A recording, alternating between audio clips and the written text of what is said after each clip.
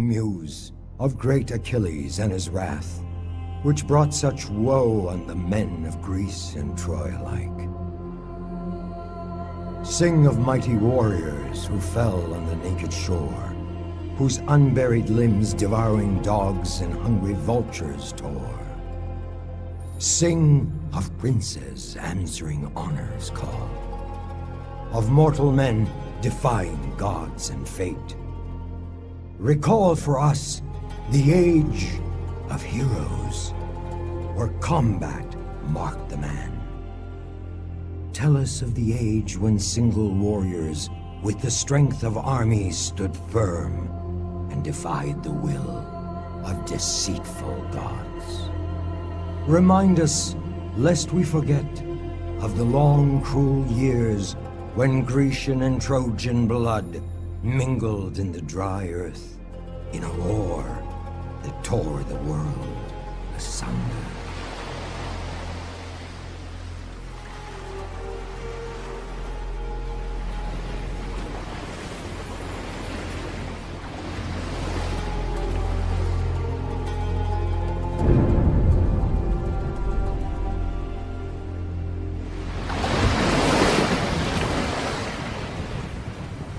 Have they seen us?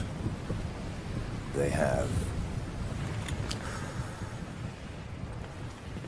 Can you taste it?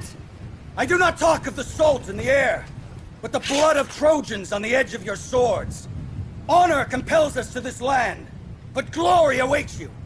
Ready your arms!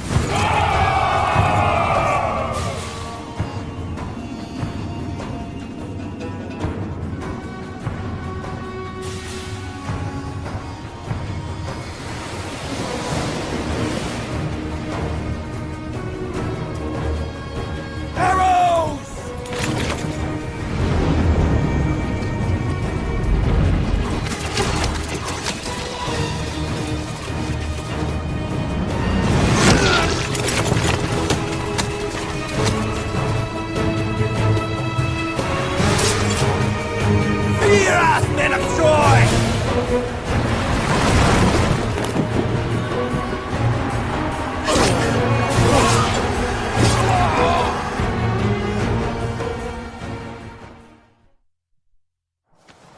Weapons ready, men!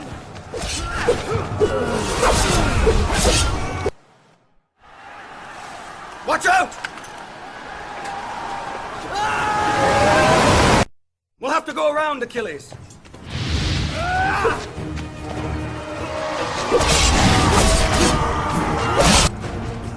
Myrmidonas! Show them what the greatest sons of Achaia are made of!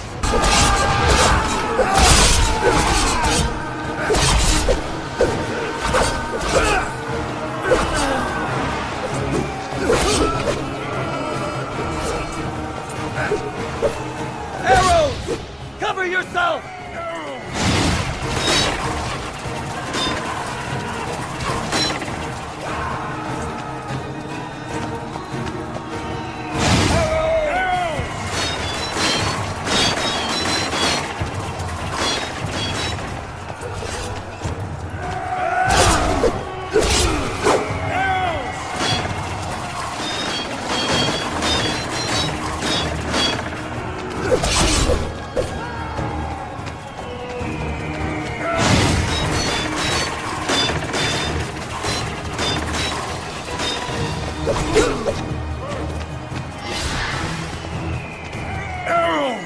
You trespass, Greek!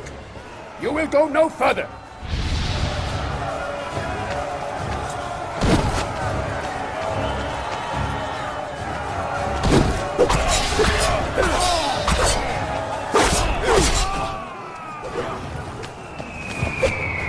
By the gods! They spit stones! What are they? Face us with your spears like men! Cowards! We should follow the river to the north, Achilles. Perhaps then we can find a path up to the ridge.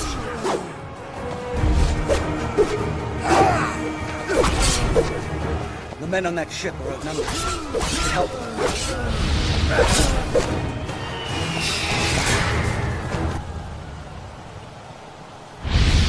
Face me! You commit suicide, warrior! Die!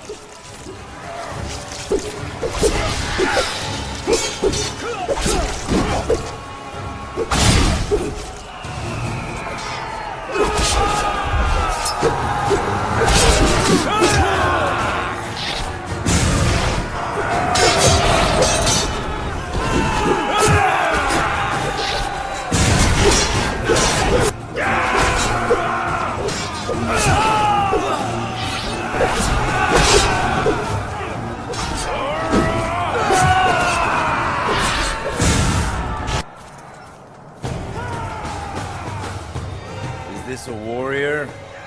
Or simply a wall of hide? I'm gonna tear your flesh from your bones!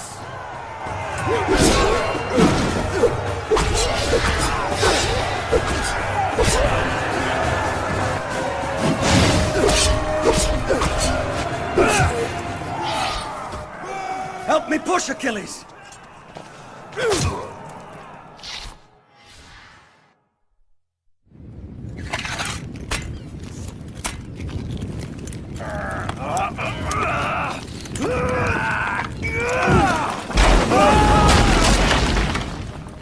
A battle worthy of legend, is it not?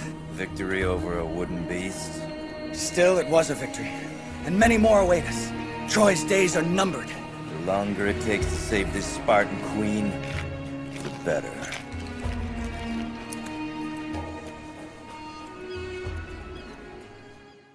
The beginning of the end of Troy. On that sad day, her shining shores were ravaged by the savage thunder of 1,000 ships, carrying the kings and princes of Greece, led by Agamemnon, king of Mycenae, like Charon leading the dead across the river Styx into the jaws of Hades. Hail, Odysseus, and well met. We've got the Trojans on the run. We, you King Agamemnon, stayed in the safety of your ship. Achilles. Mind your tongue, Achilles. We all answer to my brother Agamemnon. Never mind him, Menelaus. Achilles forgets that some men are built for combat, some to lead. And some are so... What would you have us do, King Agamemnon? I'm relying on all of you to secure the area around our future camp. Waste no time. Now, brother, we must see about the unloading of our ships. There is much to be done.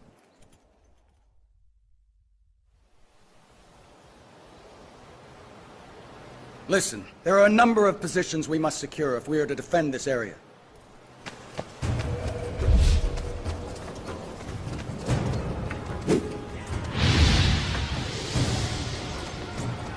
Trojans!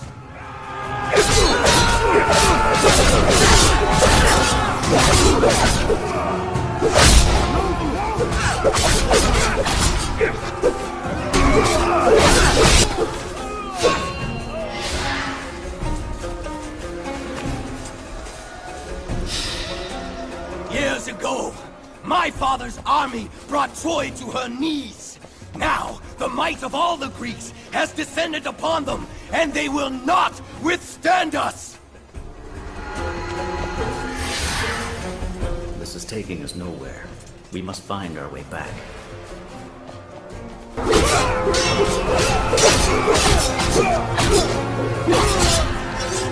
advice to King Darius was intended to keep the peace, and instead it unleashed this carnage.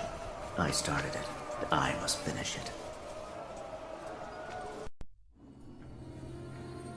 What happened next will be debated until the end of time. Some say Helen willingly left her husband to follow Paris back to Troy. Others insist he abducted her against her will.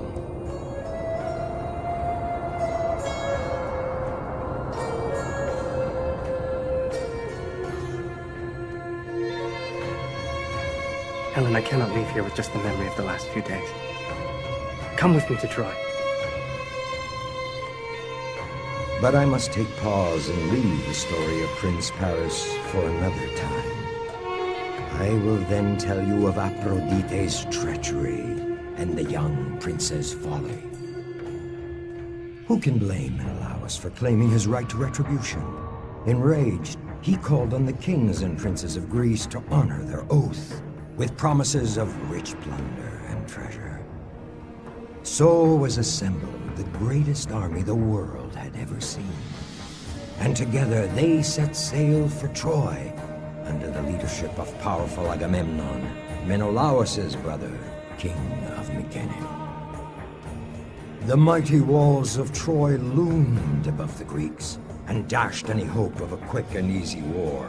Those who retreated behind the impregnable walls found refuge and safety. Many of those who were caught outside either found solace in a cruel and sudden death, or abject desperation in lifelong slavery. The Trojans rallied. They stormed out of their gates in defense of their homes, their families, their king. Fiercer blood runs through the veins of those who defend, and fiercer still runs the blood to the veins of men when they follow a great leader like Hector, the greatest of Priam's sons. He was the one who led his men in aid of those still beyond the walls.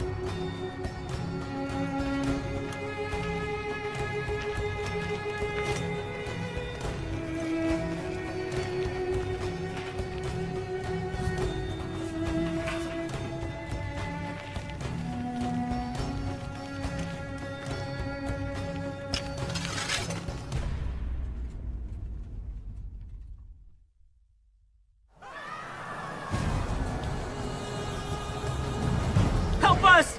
God, save us! Inside the gates! Hurry! Hector, there are more citizens left in the fields!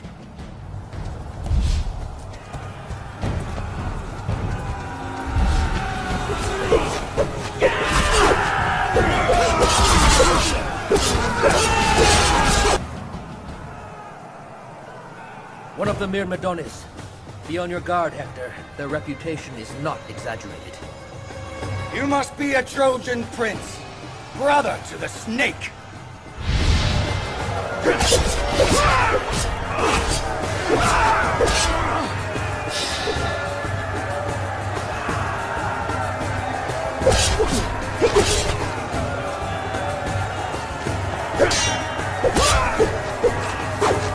Why do you fight to protect a coward?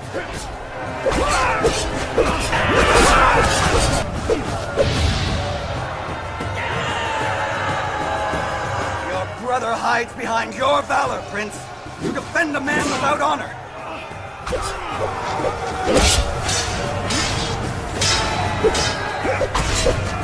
Curse you, son of Troy.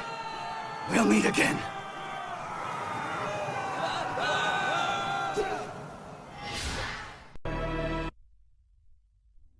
And yet, why did Priam not return Helen to Menelaus, her husband? So much suffering, so many lives would have been spared. Nothing simple is ever easy. Fear and doubt fester secretly in the hearts of men, condemning their lives into the darkness of guilt. So was Priam guilty of a sin which he hid from all who knew him, until his shameful act reared its dark head and came back to face him and demand retribution.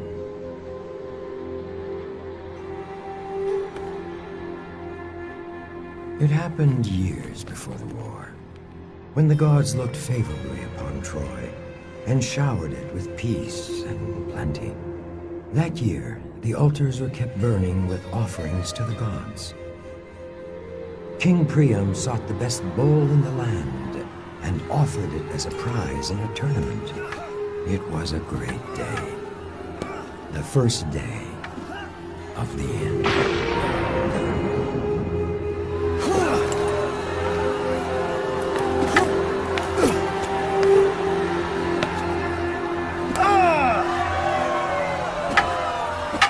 Amazing!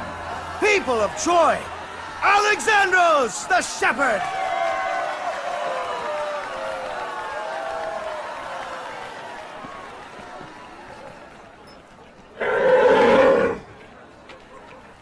Quite a beauty, isn't he?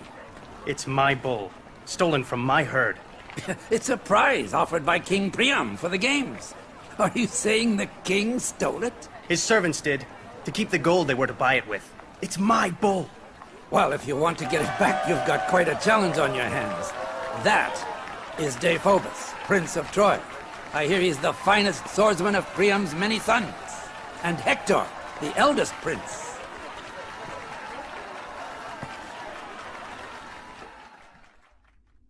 Sparring against common men was an easy task, but facing Deiphobos was too much of a risk for Alexandros. Instead of competing for the bull against Troy's champions, the young shepherd untied the ropes holding the beast and pulled it out of the arena. Deiphobos would not stand for this insult and went after the young man. Alexandros fled through the streets of Troy to the altar of Zeus, where he hoped to find sanctuary.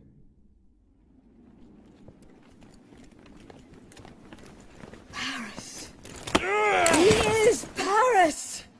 What? The lost son of Priam has returned. Don't speak to me of my lost son. Your delusions have brought me enough pain already, Cassandra. He is your son. Young man, who is your father? My father was Agelaus, a shepherd, as am I. Agelaus? He was a valued servant in my court.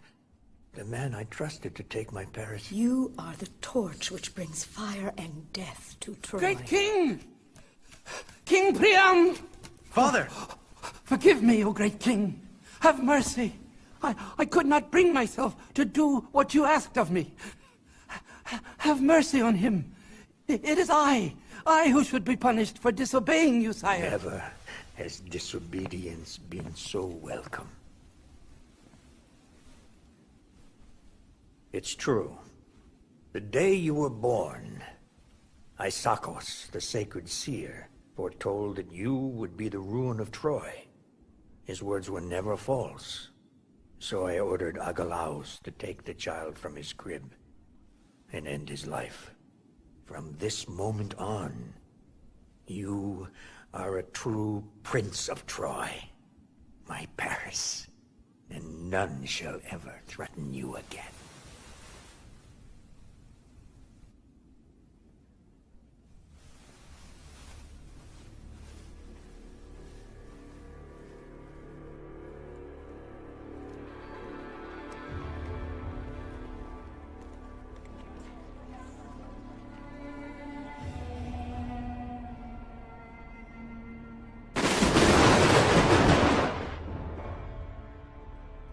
So as Paris returned to Priam's household, the shepherd prince became known throughout the Troas and was envied for his beauty and strength. It was Aphrodite, goddess of love, who years later drove Paris to Sparta and into Helen's arms, kindling a love that ignited a fire that consumed the world. How could Priam refuse anything his son asked of him? It was with a heavy heart that he welcomed Helen when Paris brought her to Troy. Guilt so easily forces men to act against their own interests. The people of Troy took pause to think, to doubt, to wait. They knew it was only a matter of time, that there was a price to pay for a father's love, a father's guilt towards his forgotten son. They did not wait for long. Helen watched the battle waged in her name and felt the rage against her, same as a dying beast sees vultures circling above it, waiting for their time to feast on its carcass. Likewise did Paris endure the scorn from Greek and Trojan alike. He was not only the cause of all their misery, but also the only hope for their deliverance. This was, after all, his fight, his cause, his battle to win or lose. Helen, do not blame yourself for Troy's misery.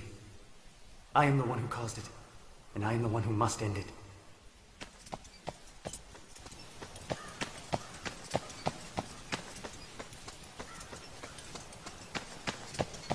Deiphobos! Paris? I cannot believe my eyes! There are no altars to hide behind out here!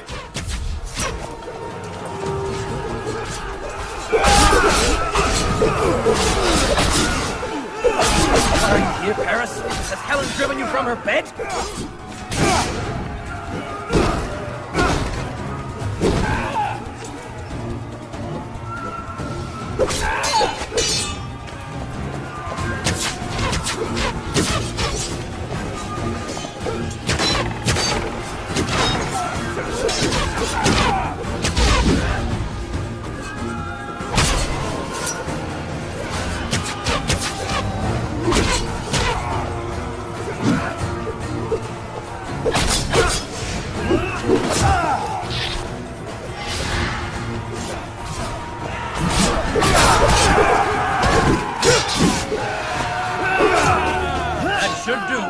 It's not yet enough.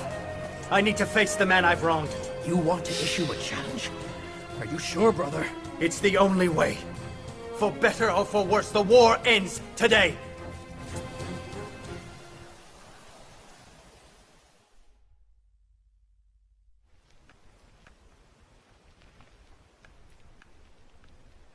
Paris, may the gods be with you. I wish you well, brother.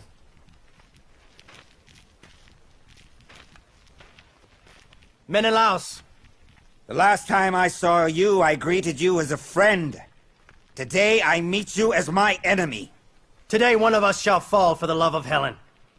If it is to be you, will you promise that the kings of Greece leave Troy forever? And if you are the one to grace the gates of Hydas tonight, will Helen be returned to me? Those are the terms. So be it!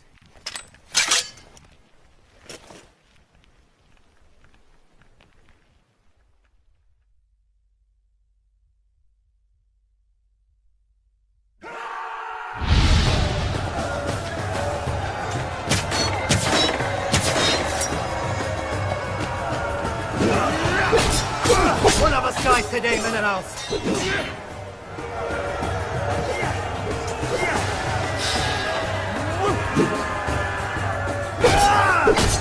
Do not have any doubt, Shepherd Prince. Charon is waiting for you.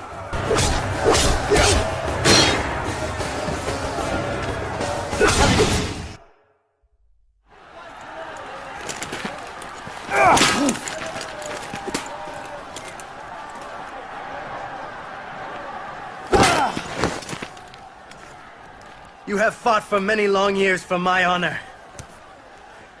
Now at last, I will end the war which I started.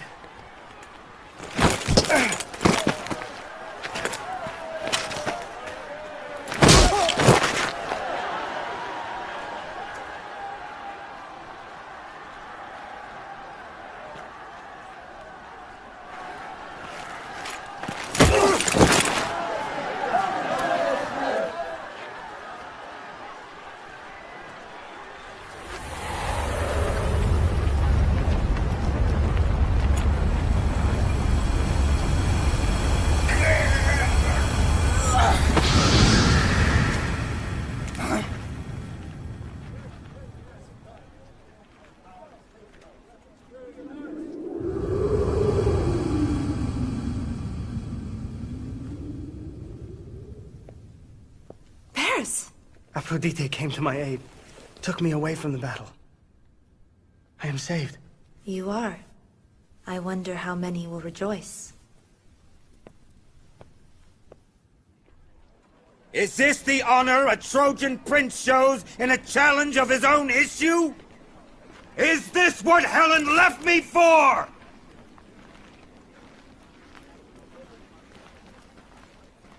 We cannot abandon him. He's our father's son. It's useless. The gods have already determined our fate.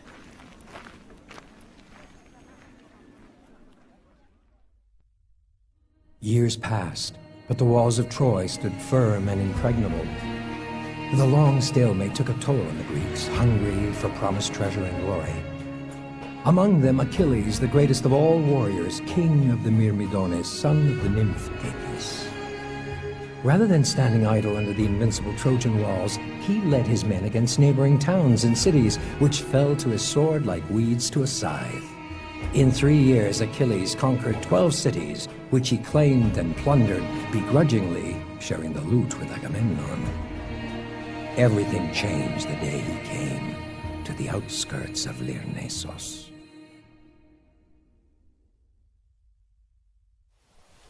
Achilles, look. Lyrnessos. Their warehouses are full of grain. Let's just take what we need and not dally among farmers. Greek raiders! Warn the city!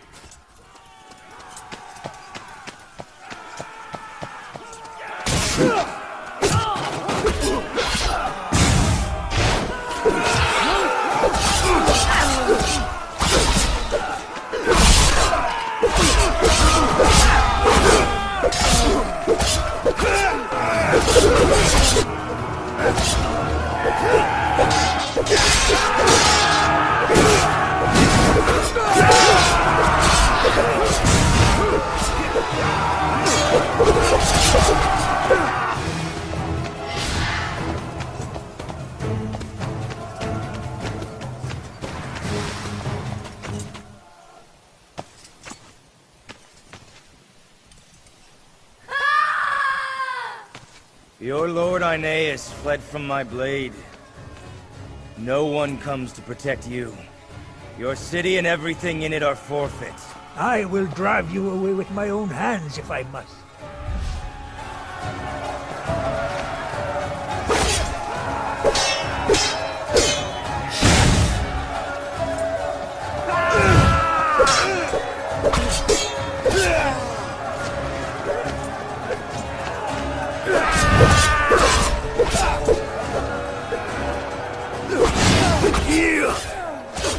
Drop your sword! Never!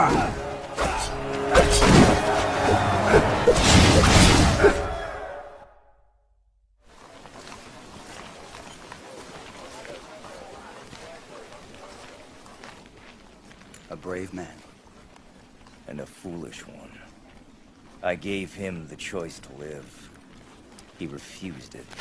Monster! Damned be the womb that bore you! Measure your words well, woman. For my mother is a favorite of Zeus. You shame her!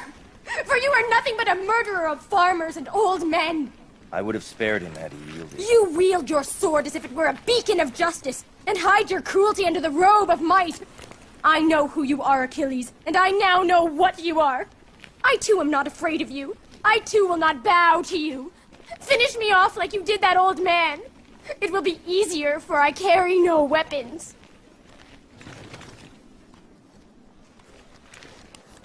She is mine. See that no one claims her. He was my father!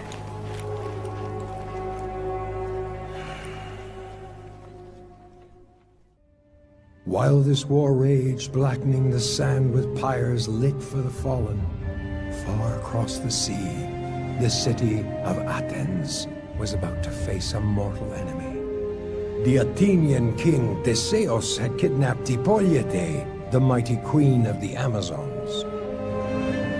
Grant us the strength, Father Paris, to free our queen, my sister.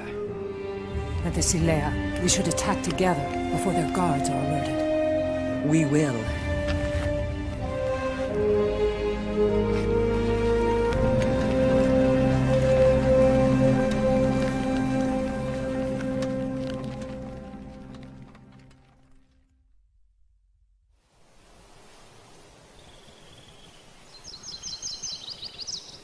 It's nearly time. We should take out their sentries and find a way into the citadel.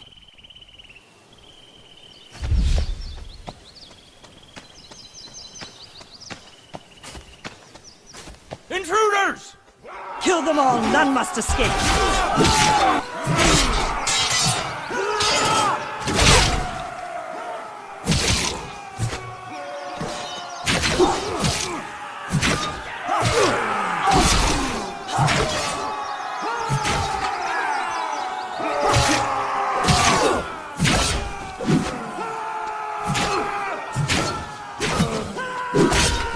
Queen Hippolyte should be in her chambers.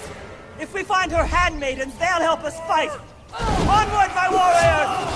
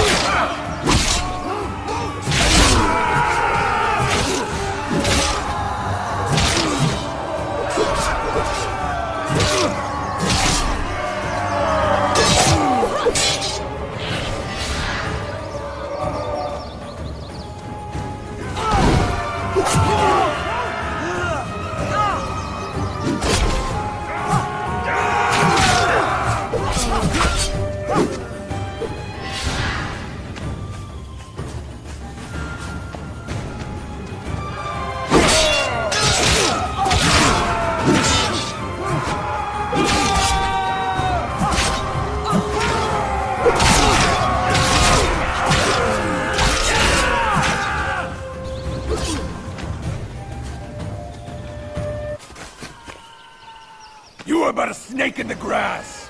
I will trample you as I have many others.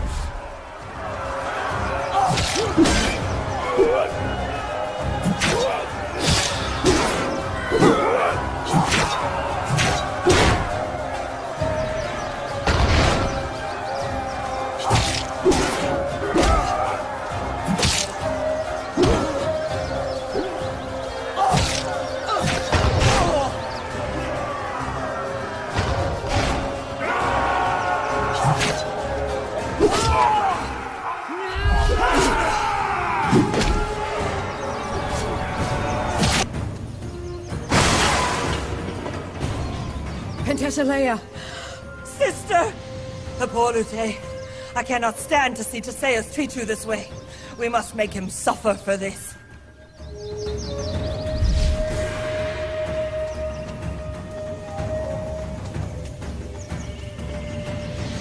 Theseus. Do not let them escape! He's heading for the palace! After him!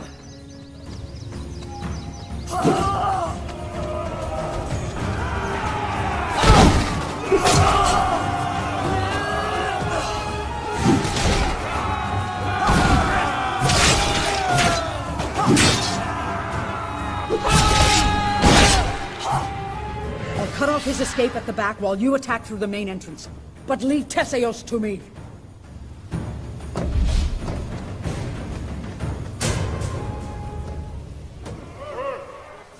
I've beaten you Amazons before, and I will do it again!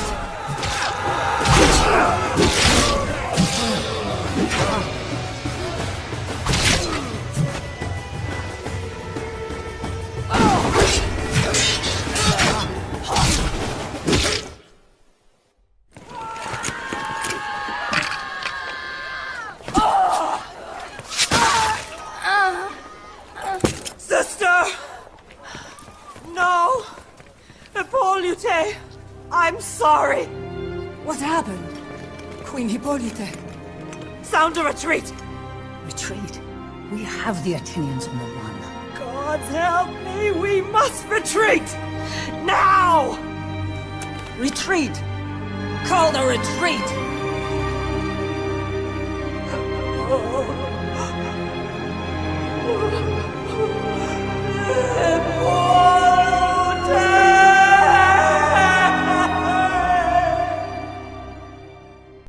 Nine years after the 1,000 ships arrived on the shores of Troy, the Greeks held sway on all the land of Troas, except for Troy and the mighty city of Thebe, ruled by King Aetion.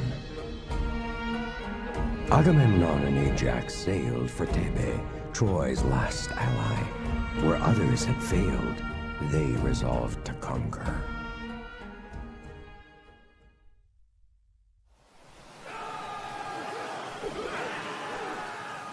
These men will take care of the city gate. I rely on you, Prince Ajax, to do the rest. I won't fail you, my lord. No, you will not. Now go.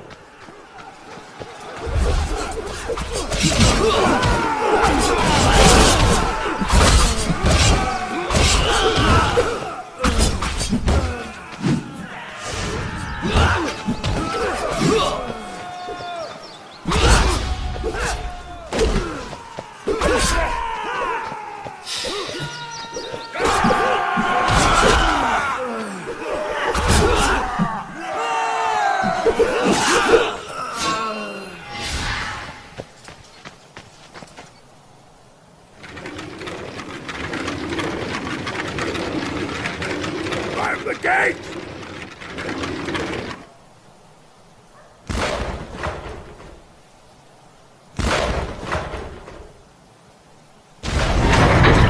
Stay back! I'll clear the way!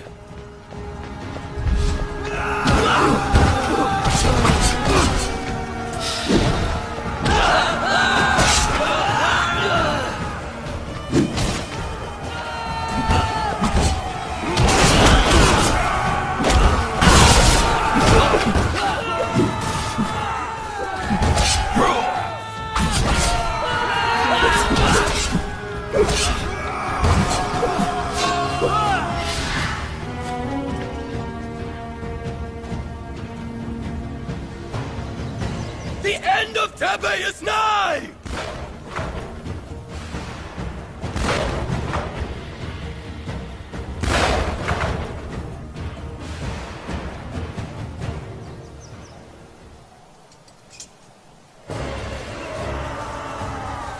You must be Aetion, king of this doomed city. Make haste, Greek. Let me join my sons before Charon takes them across the Styx.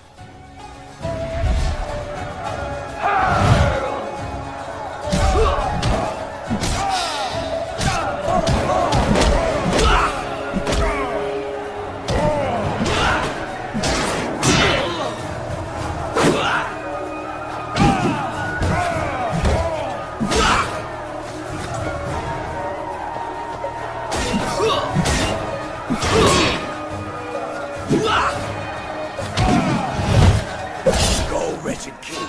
Be with your sons.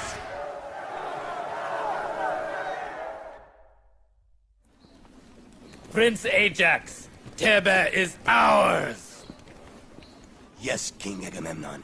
Tebe is ours.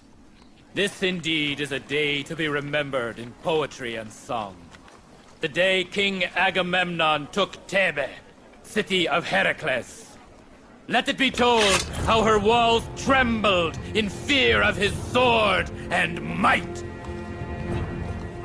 I am the high priest of the great temple of the twin Olympians.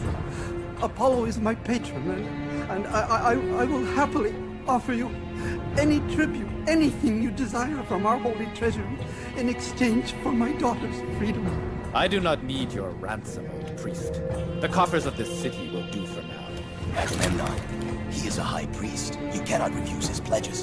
He offers me ransom from the holy treasury of his temple. Will I accept ransom from the gods? I will have nothing to do with him. Take the girl to my ship. The rest put to work. Except the priest. Let him go cower in his temple. You will regret this disrespect, King of the Greeks. A shrill cry rose from the Greek camp. The plague! The plague! Panic spread like wildfire. Men woke up to find the cursed blemish on their skin, where before they stood with comrades, the afflicted were banished outside the camp to wait for death to end their misery. The council entrusted Achilles and Patroclus to seek out a reason for the curse. Their only hope was to journey to the temple of divine Apollo and beg for mercy, for answers, for deliverance. On their way, Achilles' mother, Thetis, nymph of the seas, came to her son. She warned him that he should not harm Troilus, the youngest Trojan prince, should he encounter him on his journey. Prince Troilus, warned Thetis, was a favorite of Apollo, and killing him would incur the wrath of the gods. Was it pride? Was it arrogance? Or was it pure folly that drove Achilles to ignore his mother's warning and declare that no fate, no god on Mount Olympus could keep him from what he had already resolved to do? The destruction of the house of Priam.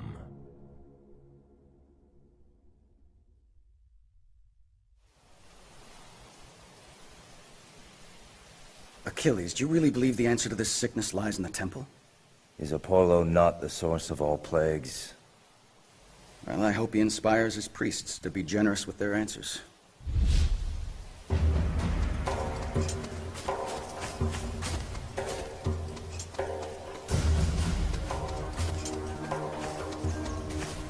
Ha! Some challenge to make the journey worthwhile.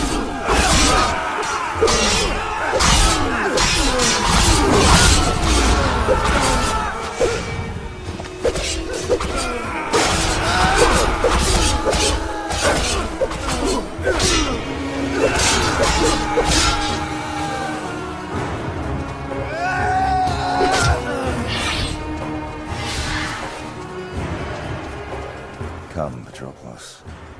Let's meet this blessed of the gods.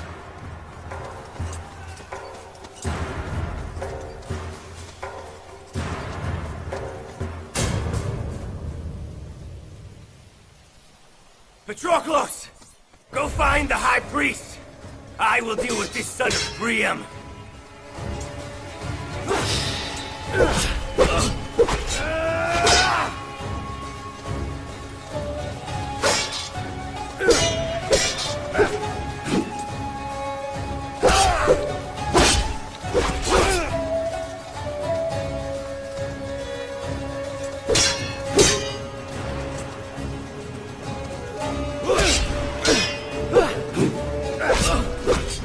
Doubted Apollo's favor. How does it feel to suffer his wrath?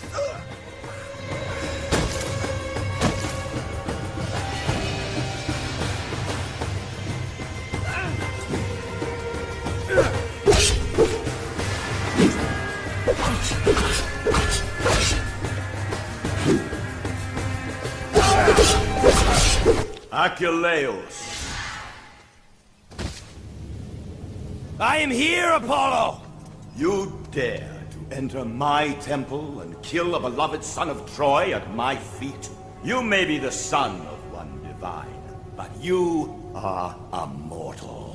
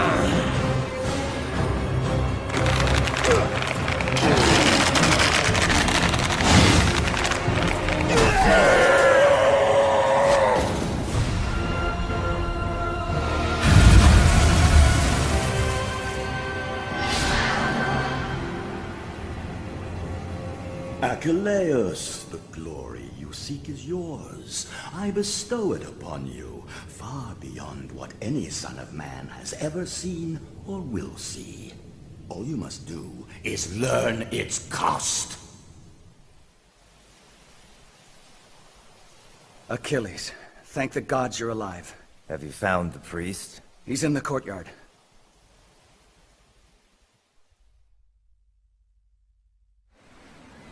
The source of this plague is you, High King. And it can be stopped by returning the daughter of this priest. Agamemnon, no one thinks that you should be denied the spoils of war. But the priest answers to Apollo, and to refuse him is an insult to the god. Return the girl, Agamemnon! I will return the girl. But if I must return her, then I shall claim another as my prize. It is my right. Odysseus, Ajax, take the girl from my tent, and give her back to this priest of Apollo.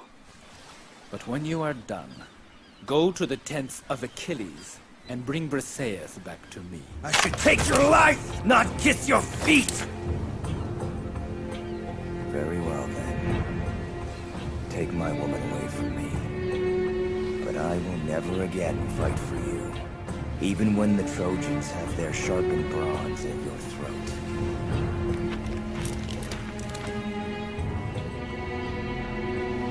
May the wrath of the gods descend upon you all, and curse your offspring in eternity! The news that great Achilles had withdrawn his sword and his Myrmidones from the fight spread like wildfire in a parched forest. The gods on Mount Olympus bickered and argued among themselves. Achilles' defiance threatened their divine plan, and their authority was being brought into question. Their resolve was to teach the Greeks a lesson they would not soon forget. Favor was thus removed from the Greeks and bestowed upon the Trojans.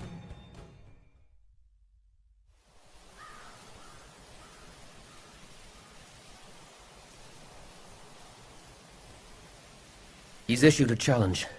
Someone will have to rise and stand as Troy's champion.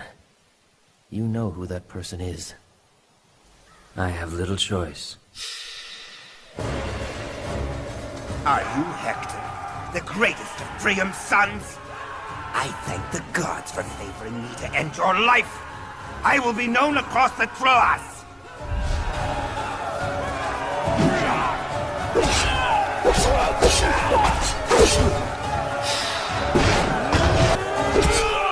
Today we shall drive them off this land and push them beyond the Scamandros.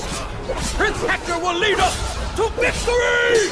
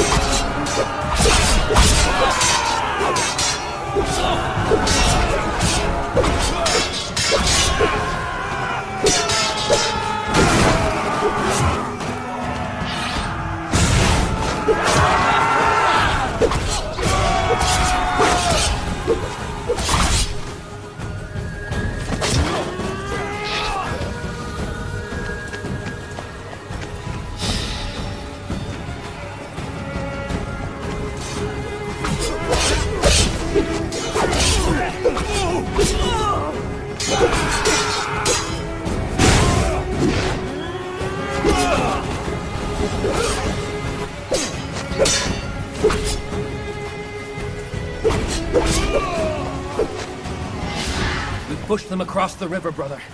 Now it's time to attack their main camp.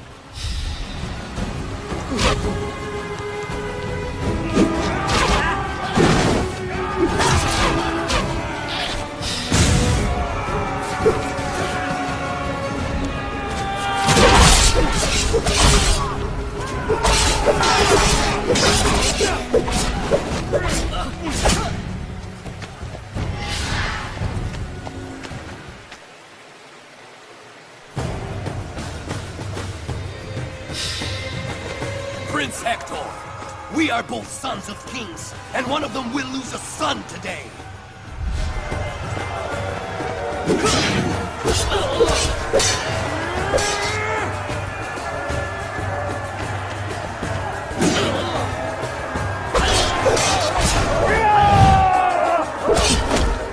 You fight well, son of Priam, but I fight better!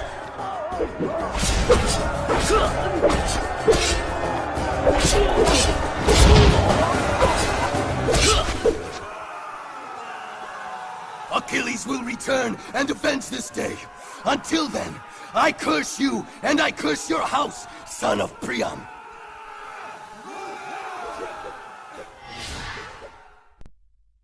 With the Greeks suffering one defeat after another, the Trojans grew bolder. Odysseus knew that when courage abandons the hearts of men, defeat rushes in to fill the void. He had to reignite his troops' morale, without delay, at any cost.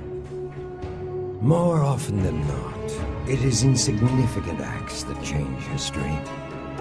Despite this, it is the results that are commemorated in songs and give birth to eternal legends. We all know how Odysseus defeated the Trojans, Troy's allies, who had secretly flanked the Greek camp. History would have been different had Odysseus not captured a spy, who was made to reveal what lay ahead, waiting in the forest beyond the Grecian camps by the mighty river Scamandros.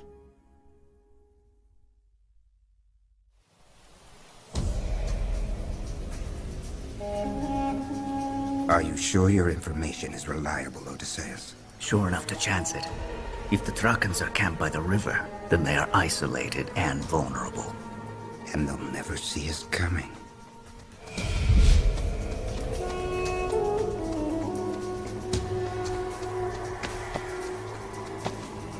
Look, Trojan patrols. If we want to maintain the element of surprise, we should avoid them, or at least be sure they don't alert any others.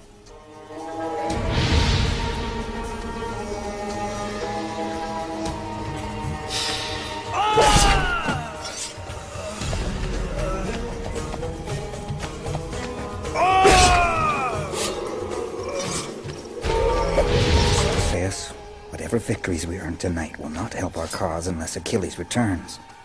Why don't you speak to him? Going to Achilles now would be a mistake. It would only serve to heighten his pride.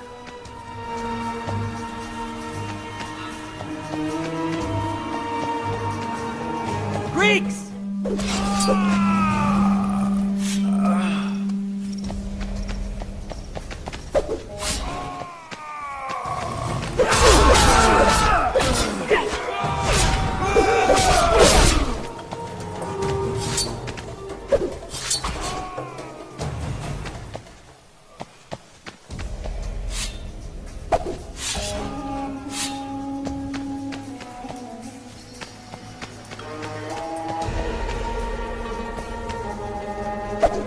We've known nothing but defeat since the day Achilles abandoned us. The gods will find a way to move Achilles' heart.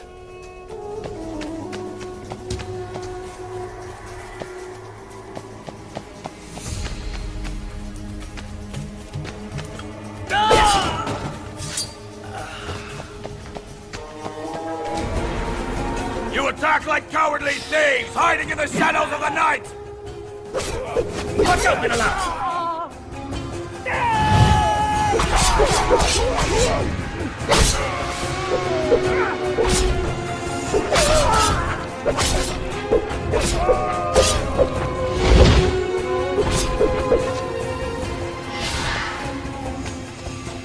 We must let every Greek know of this victory. It will be the first good news in a long time. Despite these victories over the Trojans, the Greeks continued to lose ground, for so had the gods decreed. Hector saw the tide turning. Strengthened by divine favor, he rallied his men and led them out of the city. It was time to stop defending Troy's mighty walls, and instead attack the Greeks, cowering behind their wooden ramparts.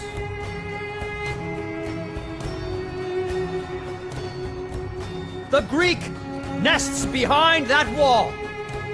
It's time to crush that nest and push them back into the sea from whence they came. Allies and men of Troy, I swear to you that by the time the sun hits its peak today, that wall shall crumble!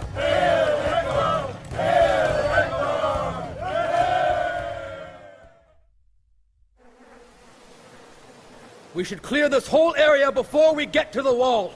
Leave no enemy behind us!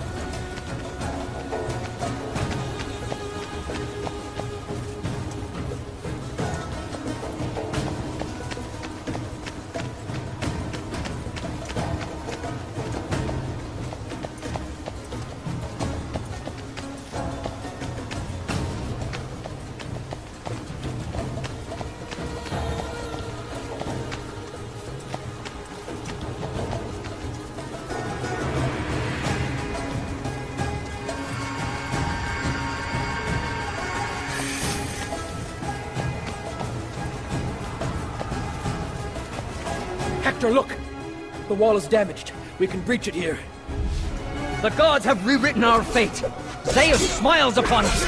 We have to keep the Greeks back if we're to breach this wall.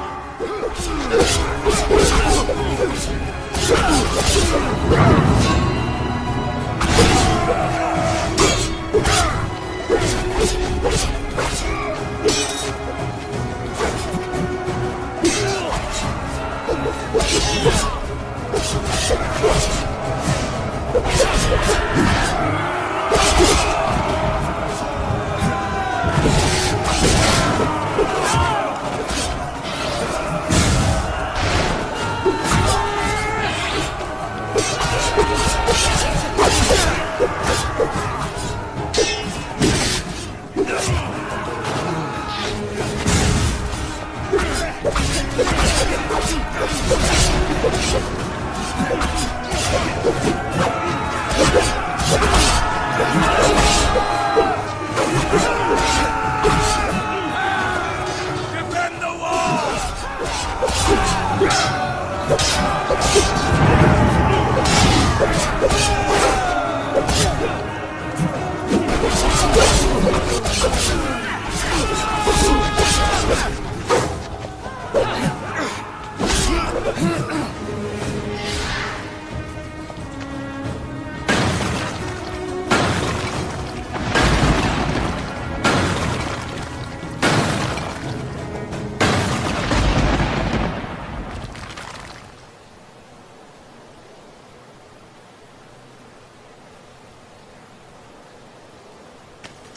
What's this? Champion of Troy. Which of the gods are you? It is divine will you are fighting against. Are you prepared for this?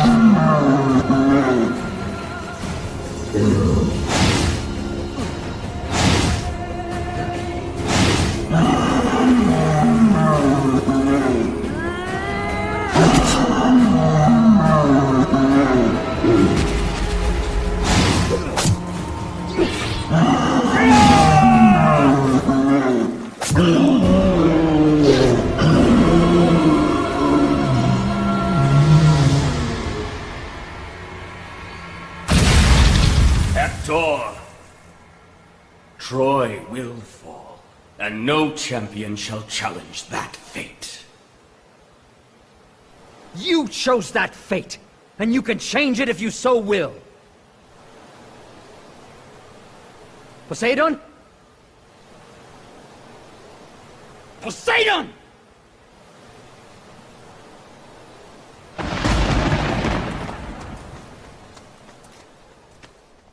Confused the Greeks. The tables had finally turned. The invaders had now become the invaded. Agamemnon, Ajax, and Menelaus led their armies out of their camps to confront Hector.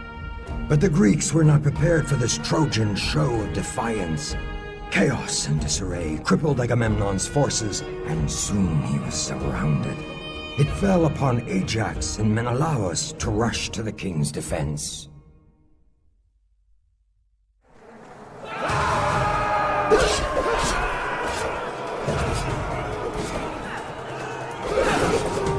Brother. Come, Ajax! We must help him!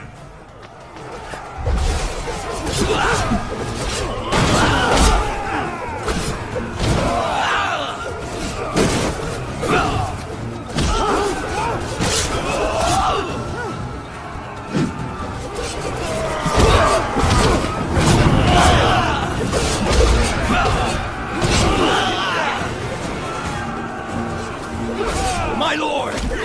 Get cursed dog off me!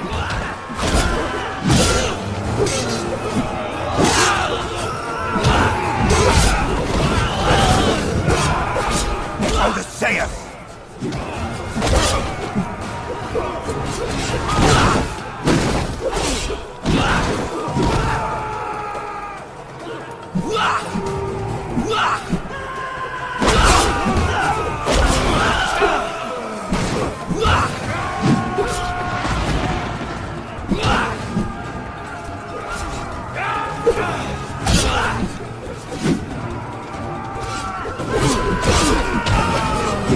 Ajax, we have to stay with Agamemnon.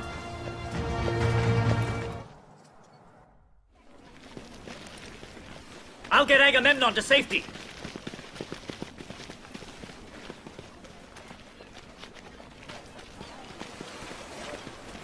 Some of the men are fleeing! By the gods, Ajax, what do we do?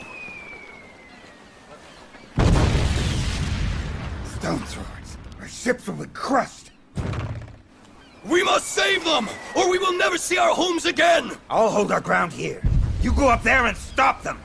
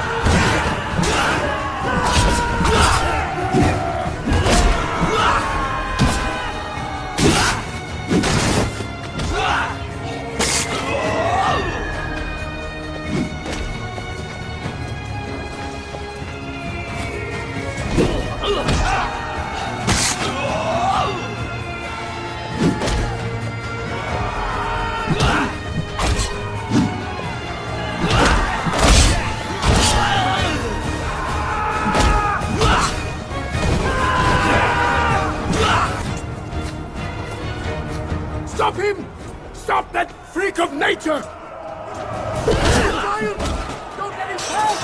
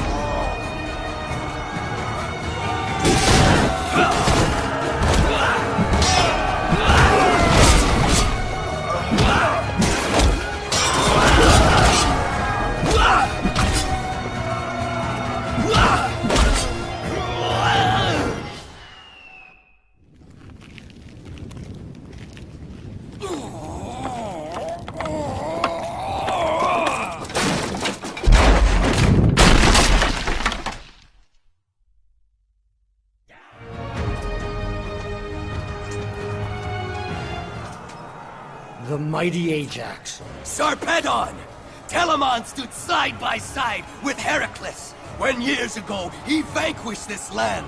And here am I, his son, to do so once again. Telamon was a warrior king. His son shames him.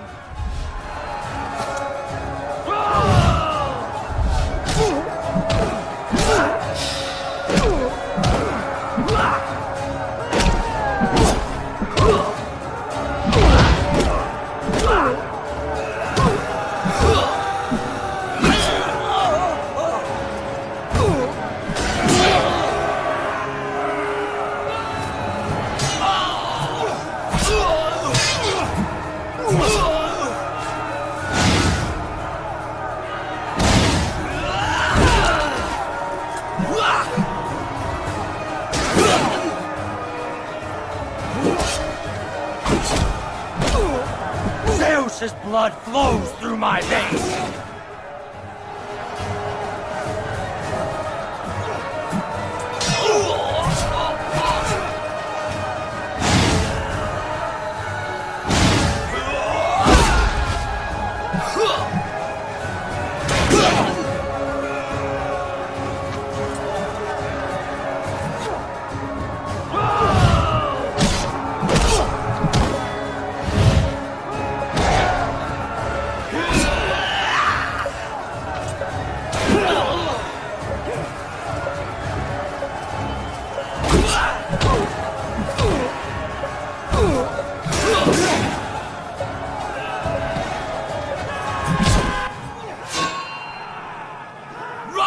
King of Lucaya! Live in shame!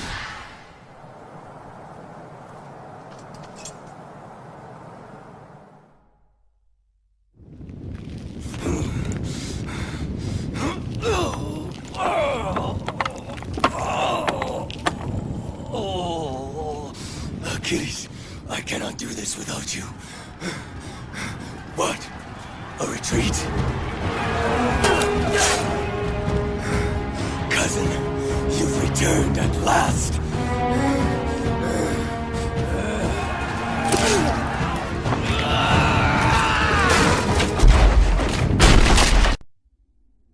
As I promised, I will now tell you of Aphrodite's treachery, and how Paris was nothing but a pawn in the eternal game played by the gods at the expense of men.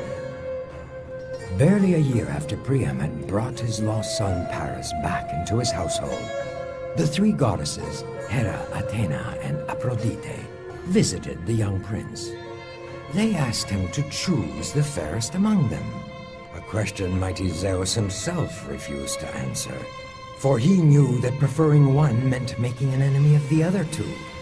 So he convinced the goddesses to let Paris make the choice. The three goddesses bribed the young prince with fortune, conquest, and love. And gentle Paris chose love, chose passion, chose Aphrodite. Was it the rashness of youth that blinded the young Paris to make a choice Zeus himself dared not consider? Aphrodite made true her promise and brought Paris to the most beautiful woman on earth, Helen, wife of Menelaus. I have already told you what happened next, and the consequence thereof. Because of an act of reckless love, many were brought to pay a hefty price. Cassandra's prophecy was about to come true. But those who never believed what she foretold pointed to Hector, riding a wave of victory over the retreating Greeks. Hector easily breached the Grecian wall. On his side was Paris, shoulder to shoulder with the rest of the Trojans, not intent on glory, but yearning for redemption.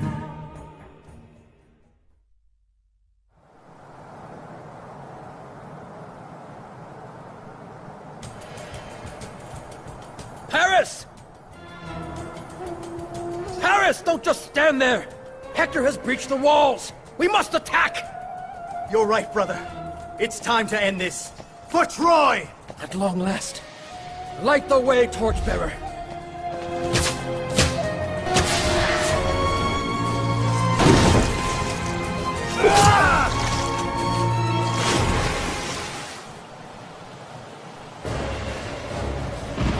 Is this Paris? Is this the cause of all our suffering?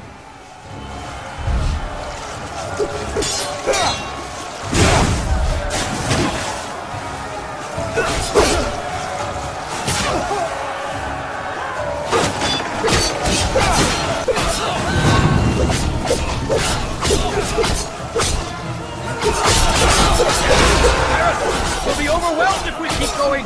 Go back if you want, Dephobos. I won't rest until we finish this.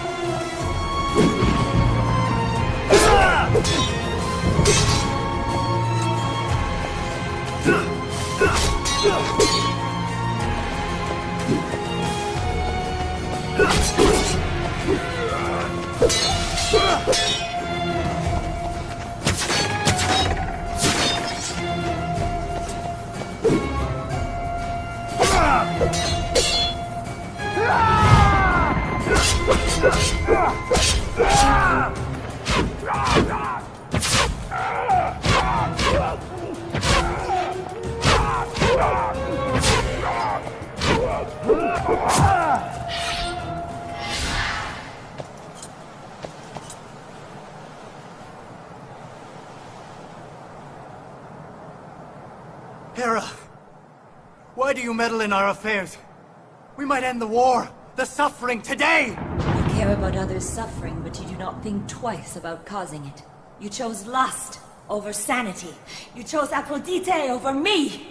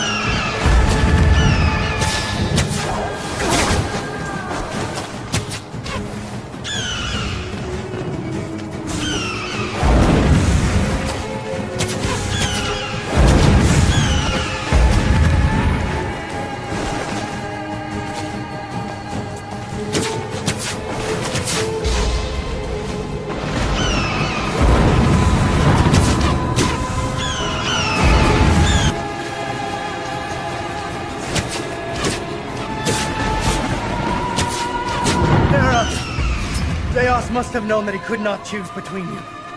That is why he passed the choice to me. And you believed you could do what the gods would not. It was never your choice to make, Prince.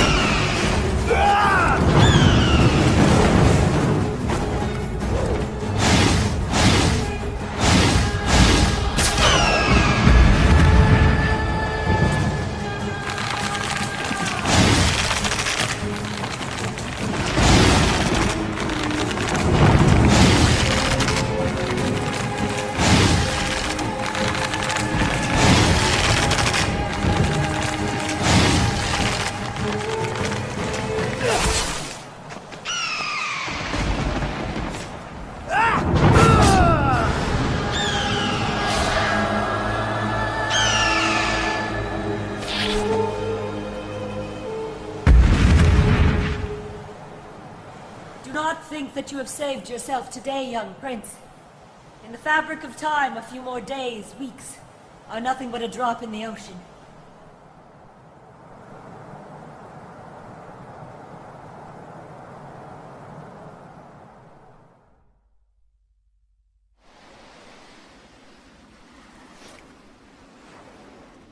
Zeus, you tricked me!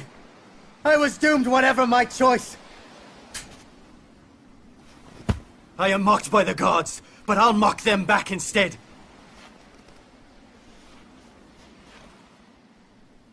Watch! As I set the Greek ships on fire!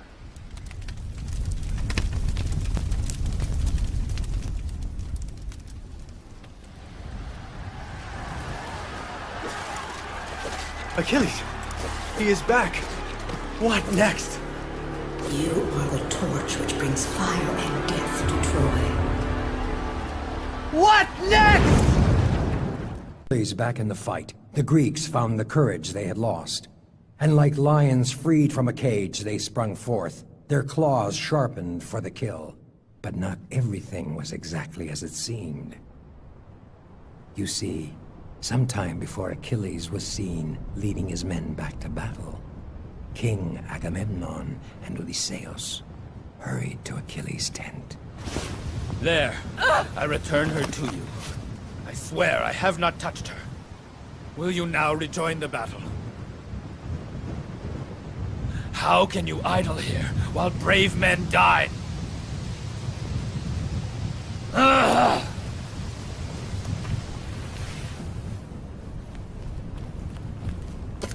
What are you doing?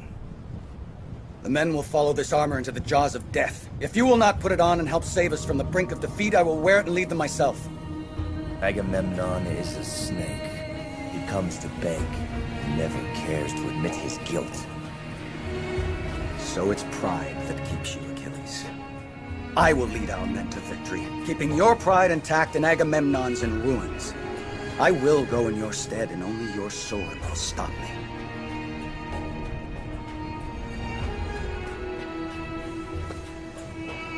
You will push the Trojans back to the river, but you will not go across it. Do you understand what I'm telling you, Patroclus?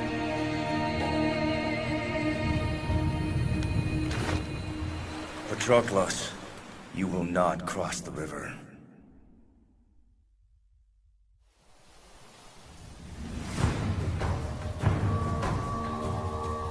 They're running! We will not let them live to fight another day!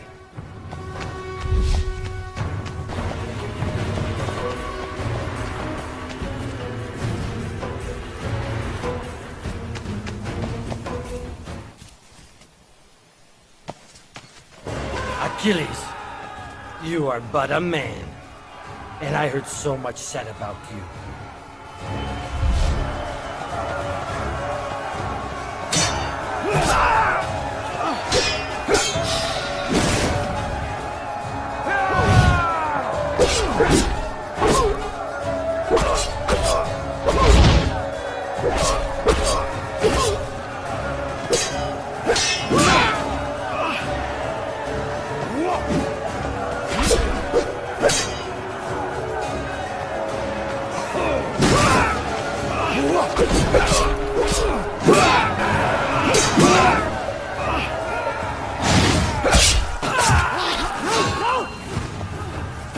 Who can offer a challenge to my blade?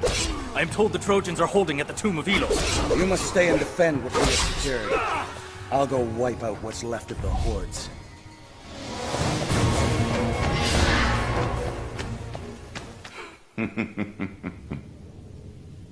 Apollo? Achilles! Finally, we meet on this, your last day.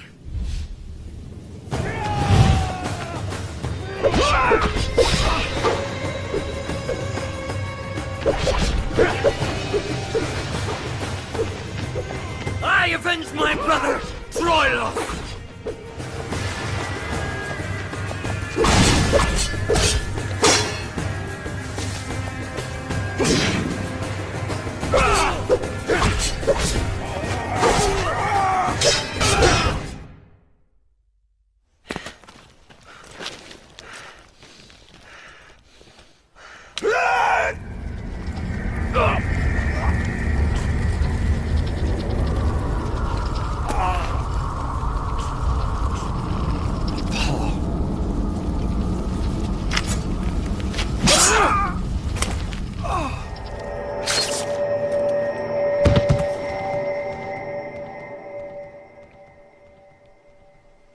This is not Achilles. Why is this man wearing Achilles' armor? A sleeping beast was about to be wakened, his roar to be heard across the land, his fury to provoke carnage and ruin never seen before. Spilled blood soon turns into dark patches of putrid waste. The darkened, contaminated soil around Troy loomed like a portent of darker deeds yet to come. Woe is to him that believes the gods have the interests of man at heart. As time passed, the tide of war changed at their slightest whim. Not trusting the gods for deliverance, Priam sent King Aeneas to search for allies, ready to come to Troy's aid. Aeneas easily convinced Penthesilea to lead her Amazons to Troy. Haunted by Hippolyte's death, the Amazon queen wished only to die. As an Amazon, she believed that an honorable death could only be achieved on the battlefield. Aeneas took pity on the queen and convinced her to seek a cleansing from Priam, a renowned healer of the spirit. The day Hector lifted the blood-soaked helmet from the fallen Patroclus, King Priam welcomed the Amazon's arrival. He readily agreed to perform the cleansing Penthesilea ardently asked for. Together they set out on a journey to the great temple of Apollo and Artemis, where the ritual was to take place.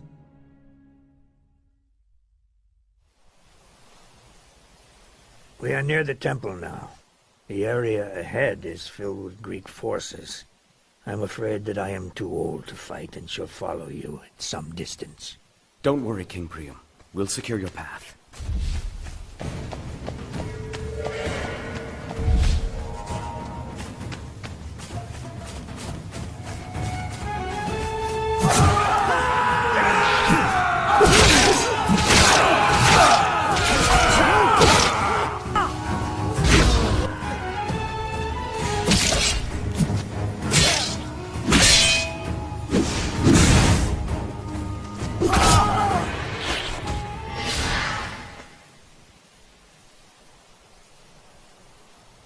Sister. Hippolyte.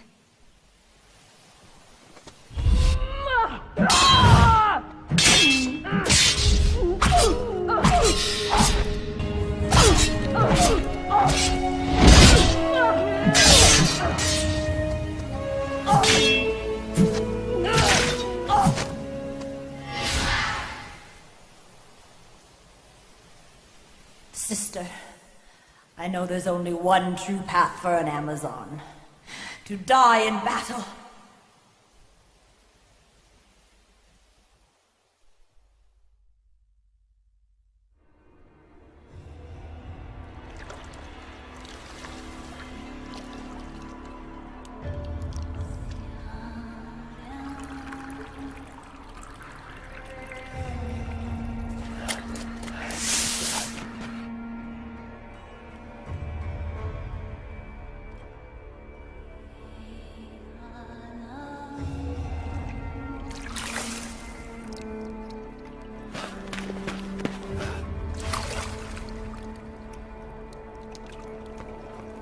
King Priel.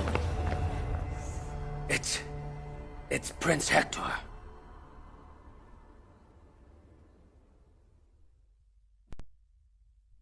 O Muse, help me now tell how great Achilles swore dark vengeance for the slaying of Patroclus.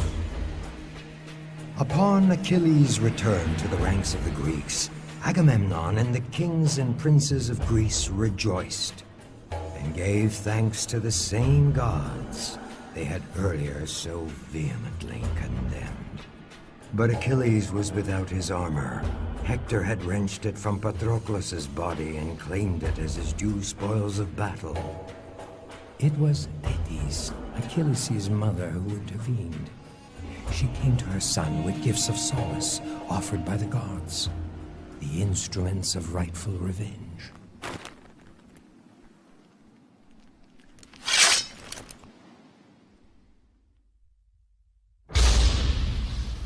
I'm coming for you, Hector!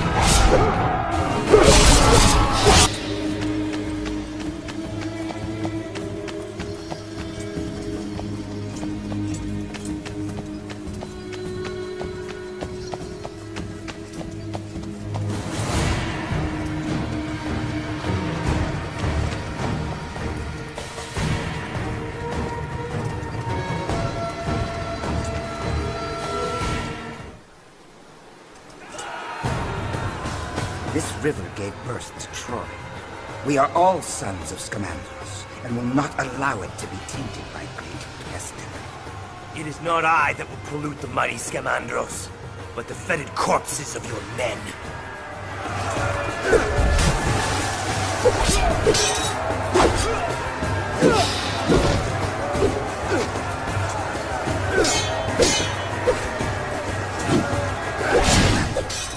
Give me strength.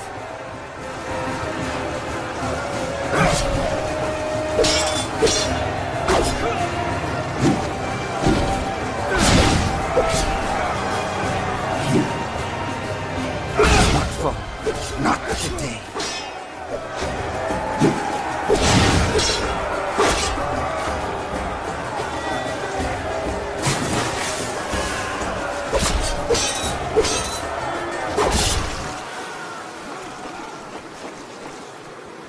Achilles, I will no longer stand by as you stain my waters with the blood of those I have nourished for generations! Your people will perish, River God. The gods have no say in this, for it is not fate, nor divine plan that wills it, but I!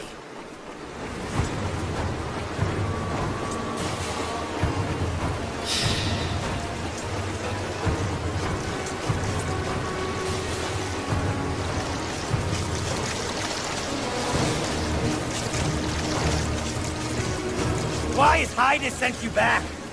One death is all a man has to offer, and yet you return for more! Go back to your eternal night!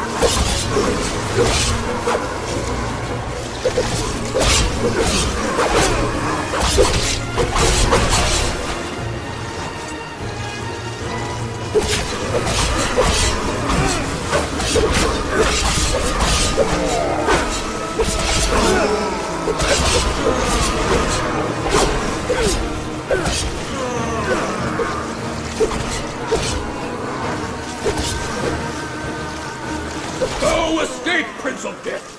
Have your revenge. Your end will come soon enough.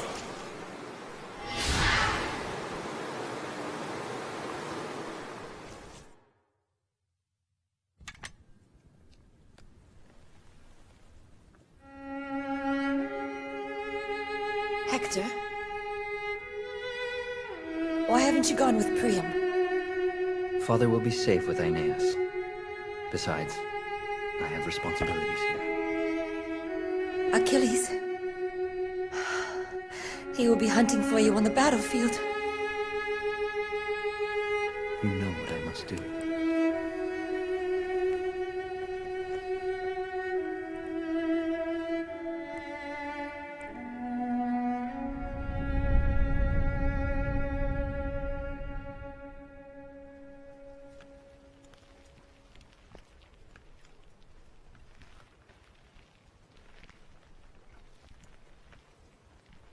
Hector! Achilles, as we are both men of honor, let us promise that whoever wins today shall return the body of the other to his people. I will promise this to you before the gods. Will you do the same?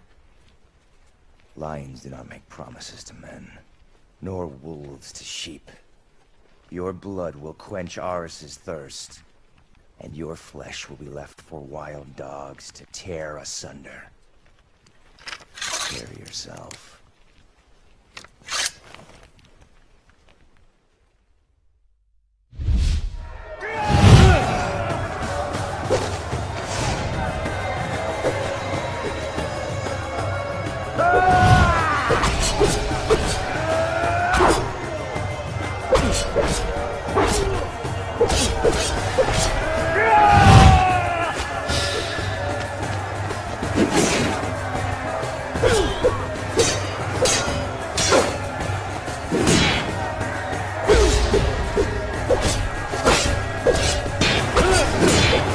Know this, Achilles. When I fought the boy, I thought I was fighting you.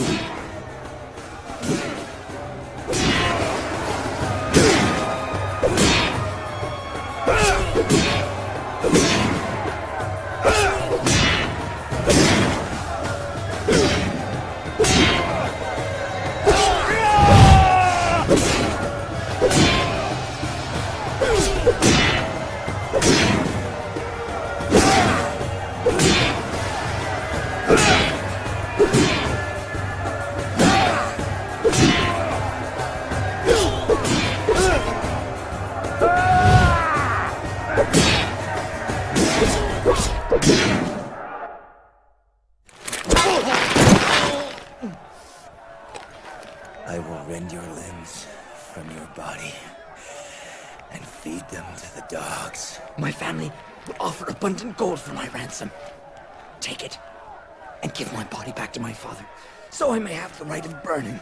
Promise me this, please.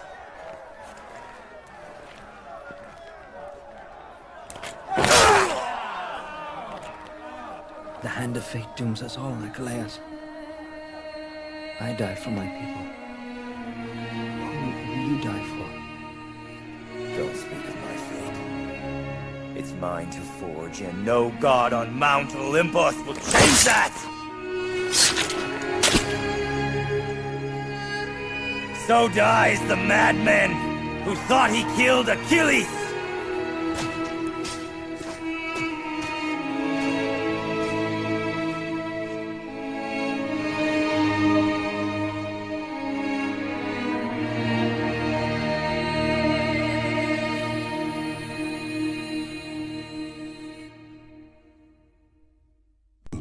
Achilles was free to mourn his fallen friend, and lay his ashes in an urn of gold, meant for two, with instructions that if he were to fall in battle, his ashes were to be buried in the same urn. On that same day, the Trojans mourned the loss of their fallen champion. For 3 days, the hills and plains of Troy echoed with the soft sounds of sorrow, in place of battle's thunder. Isn't it odd how men celebrate death by keeping the peace and live life to wage war? And when the call went out for war's dark shadow to return, the Trojans were bolstered by a glorious new ally, Penthesilea and her Amazons. In spite of the cleansing ritual, Penthesilea knew there was only one way to cleanse her guilt: death in battle. With this in mind, she led her Amazons into battle, searching for the one who could grant her an honorable warrior's death: Achilles. We are Amazons! Unafraid of battle! Unafraid of men! Unafraid of death!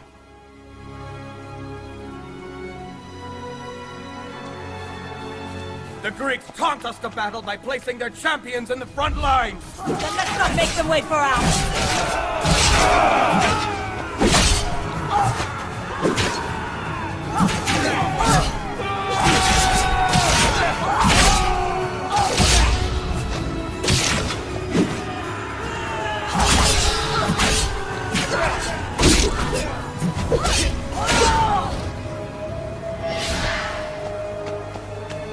Where is he, this beast among Greeks? Is an axe in a woman's hand the cause of his fear?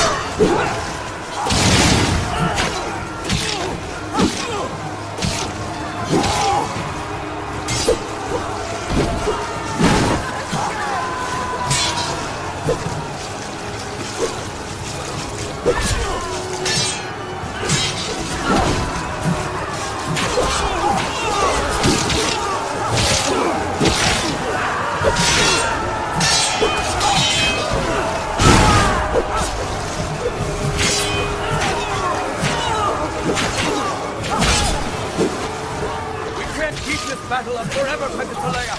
Our armies will need rest! He is nearby! The beast is nearby! I must face him! Today!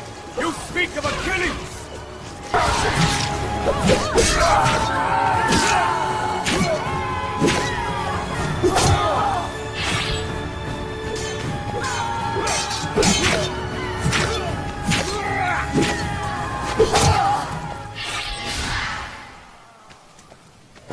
Why are you here, Queen of the Amazons? And why do you ally yourself against the inevitable? Horus bids us help the innocent.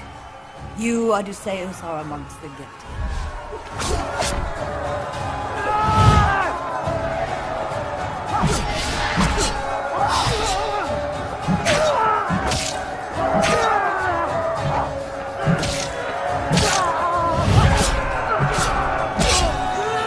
I cannot back out so easily, Amazon.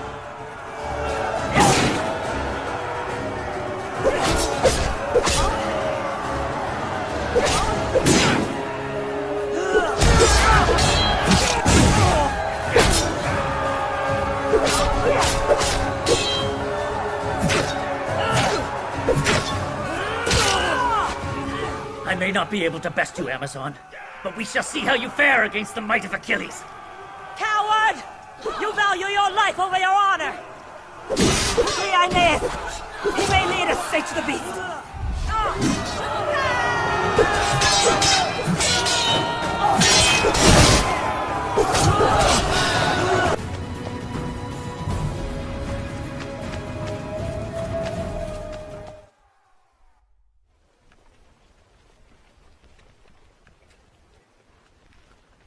My queen, remember, the gods play with us and tease us for their amusement.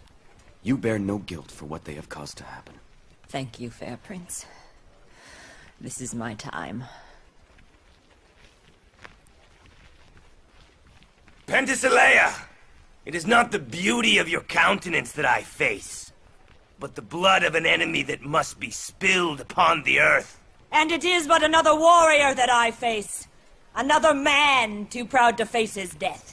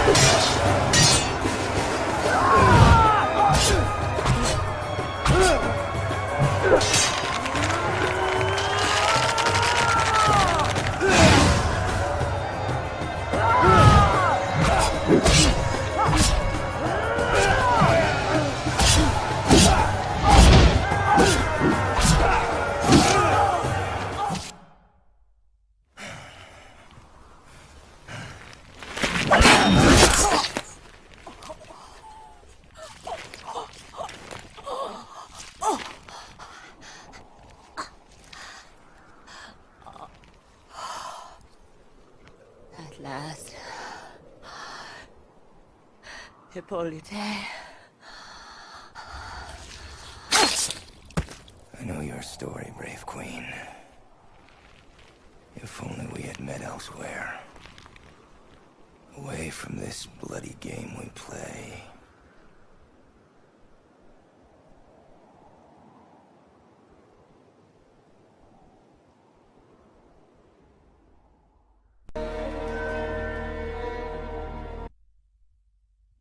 With Hector and Penthesilea both fallen at the hands of Achilles, Troy looked for a new hero to save them from the jaws of the lion.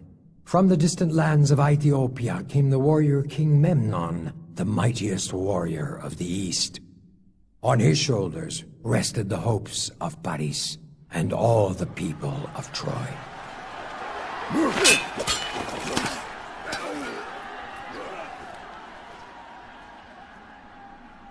You knew all along, didn't you? You and Cassandra. Hector is dead because of my selfishness. And Troilos, and Penthesilea, and Sarpedon. Enough, Paris. More is in store for you, Paris. Who knows? You may even find some solace in what's to come. Solace is beyond my grasp. By the gods! What? Memnon has fallen. Achilles is charging the gate! Quickly!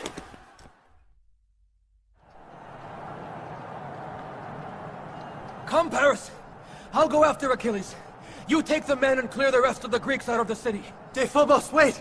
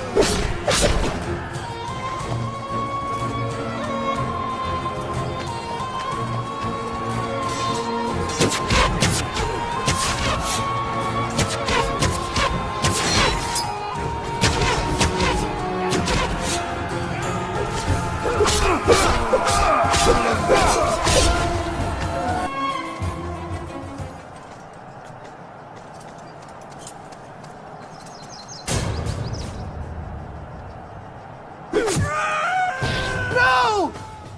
Phobos! Damn you, Achilles! That is your last victory over the sons of Troy!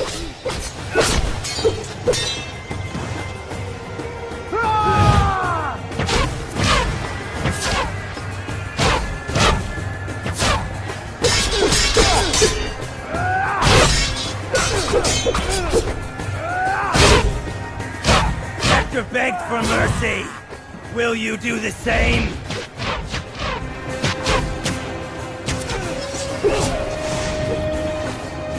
There is no glory in this fight. I face a coward.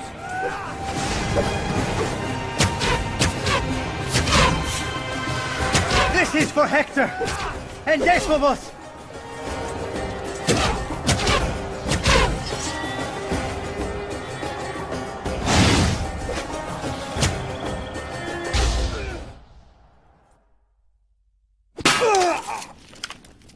Achilles! King Achilles! We're being overrun! We cannot last within the city much longer! We will face each other again!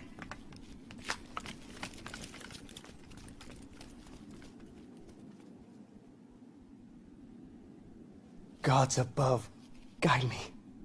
If this is your will, do not fail me now.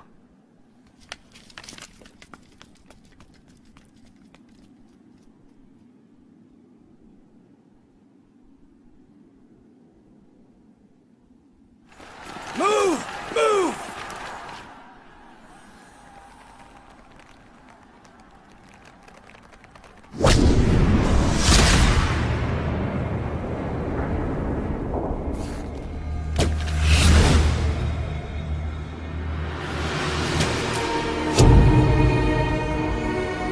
Die, beast!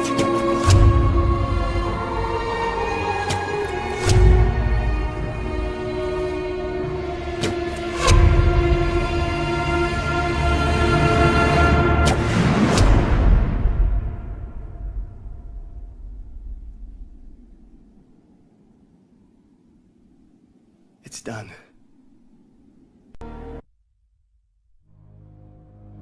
When great men fall, gods, men, and beasts turn silent.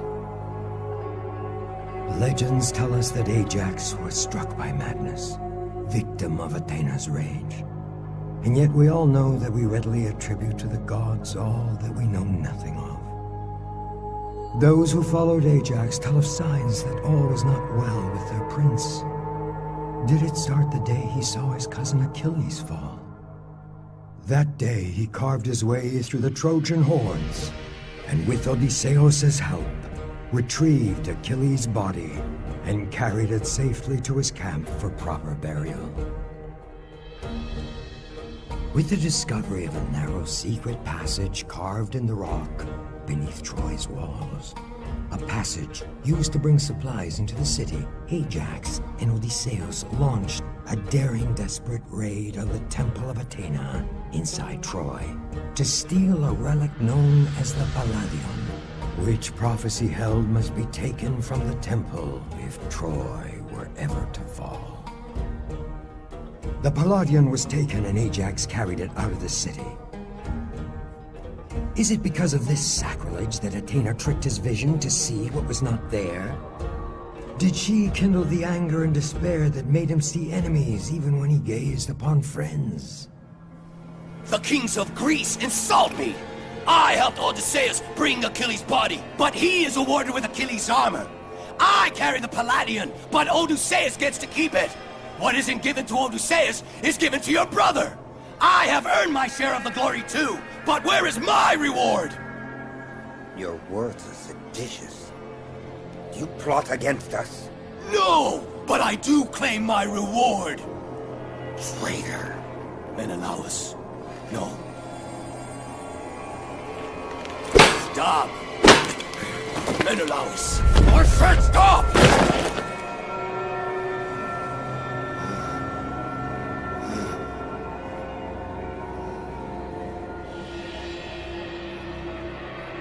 What have you done?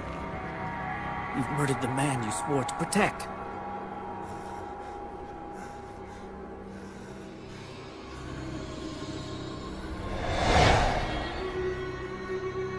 Achilles. Achilles. No. No, no. No, no. No.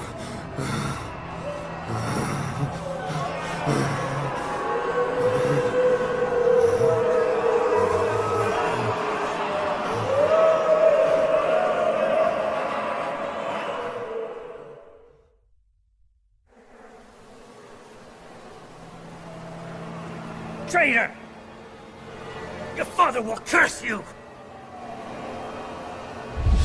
Odysseus, I didn't mean for him to die.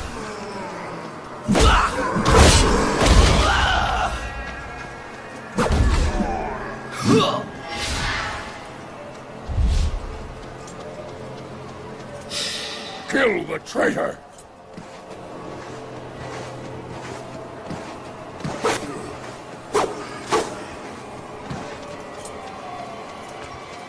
Renegade.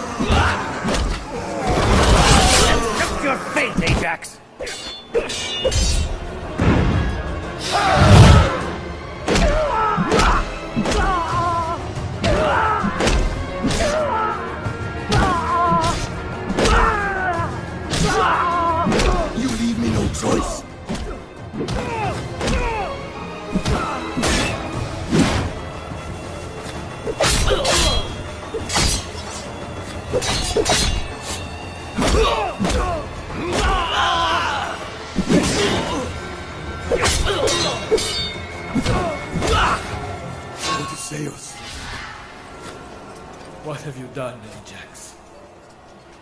I did everything you asked, Agamemnon! And you denied me my glory every time! This is your fault! You should be the one to bear the guilt! You accuse your king? Then come, face me!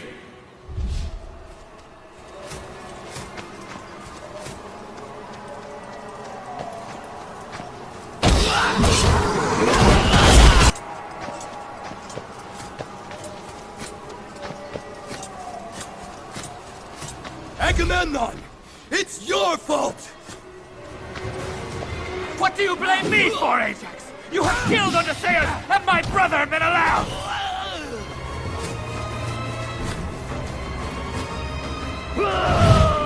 You have earned yourself nothing but shame, Ajax! Why is all this sent my way? What is happening to me?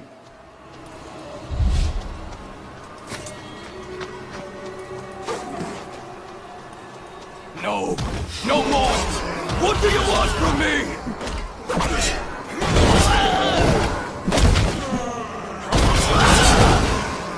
You failed him, Ajax!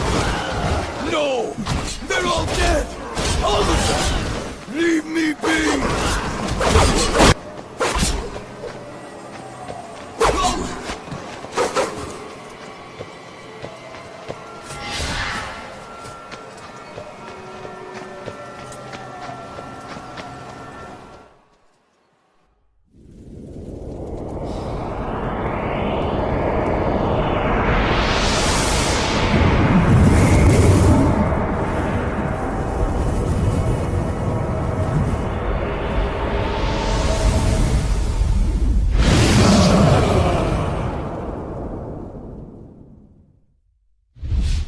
Cousin, we should have taken Troy together.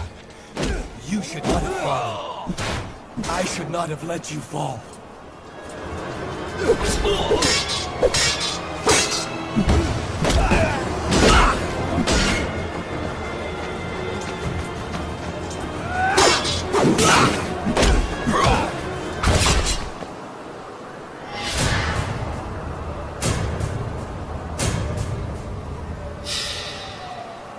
No. No! No!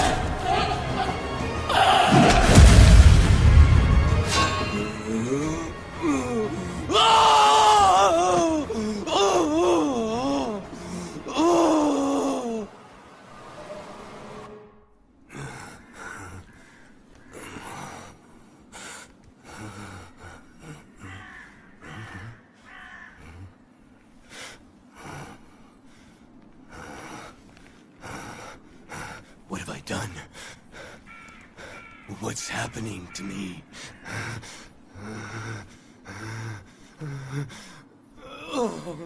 What have I done? What have I done? What's happening? What's happening to me?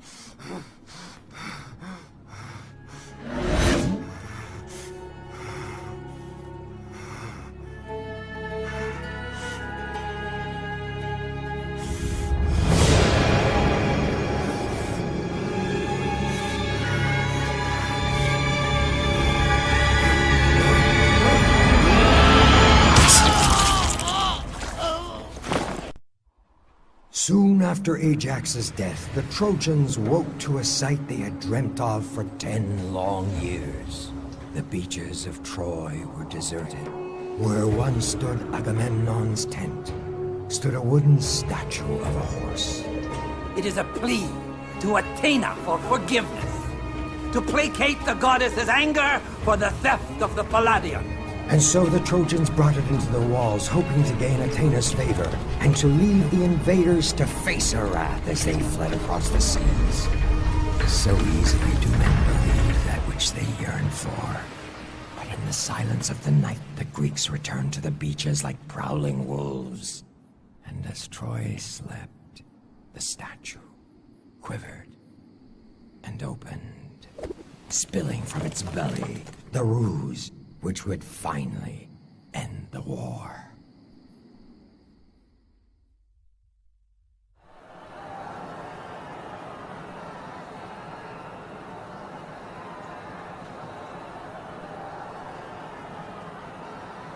Odysseus, your plan has worked. Listen how they celebrate. We'd better hurry to the gate. Our armies will be waiting.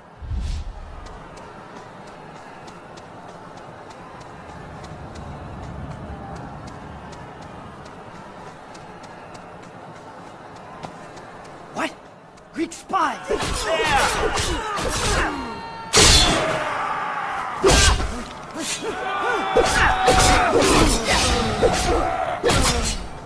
Invaders! Kill them!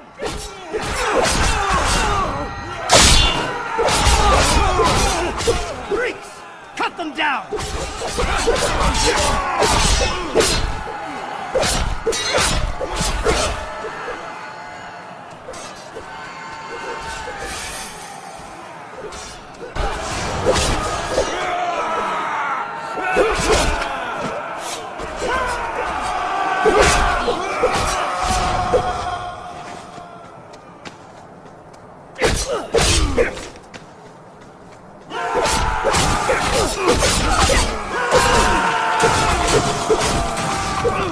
We must hurry, Odysseus. Soon all of Troy will be awake.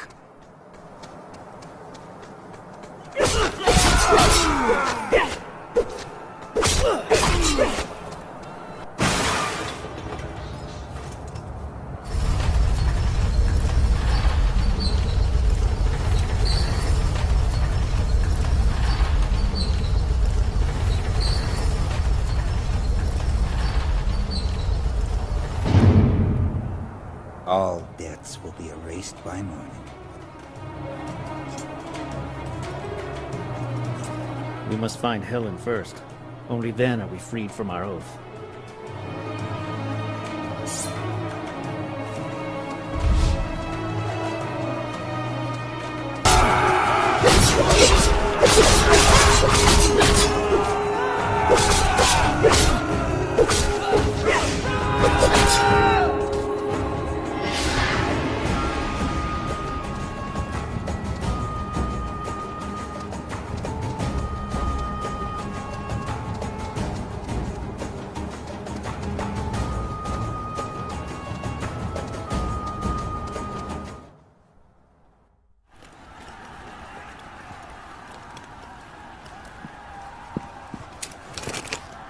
Paris, stand down. You will not harm Helen. Paris, wait!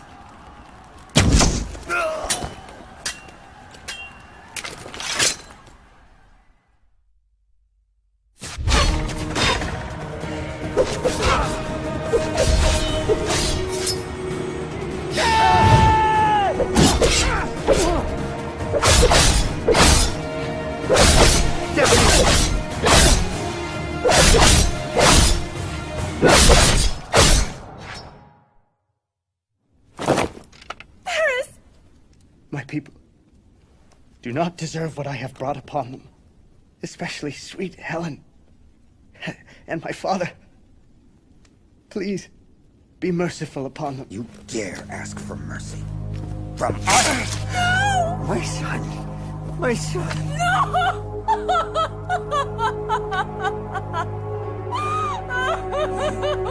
You die in front of all my men, wiping clean the shame you have brought upon me, upon Sparta. Menelaus, enough have died.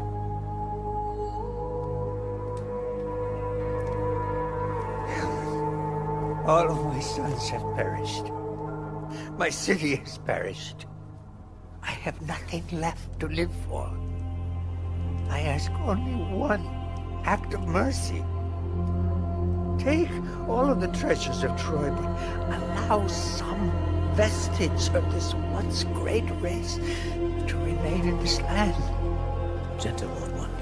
You think to deny us the spoils of a hard-fought war with pitiful words, Ancient One? Your land is ours now by right, and its people shall be wiped from the earth to be forgotten forever. But I will grant you a single mercy. I will make your end a quick one.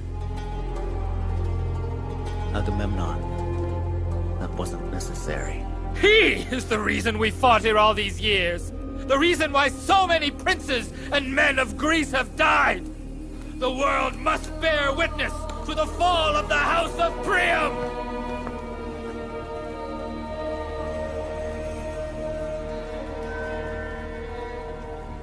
The oath fulfilled, the kings of Greece set sail for home, leaving behind them the blackened ruins of a once glorious city. The gods took pause, not to mourn, not to pity. The gods are not capable of such human weakness. They paused to plot vengeful retribution against all those who dared think they were the architects of history, conquerors of fate, masters of their own lives.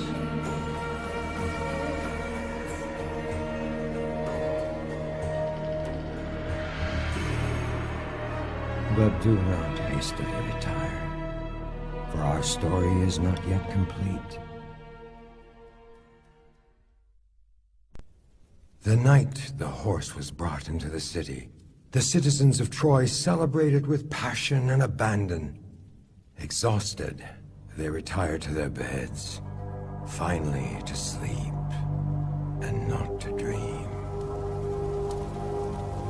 Deep into the night, Aeneas woke to the sound of mayhem and madness.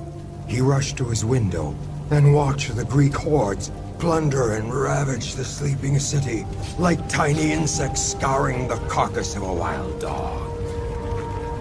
There was little he could do except secure his friends and family. With this in mind, he rushed to Priam's palace.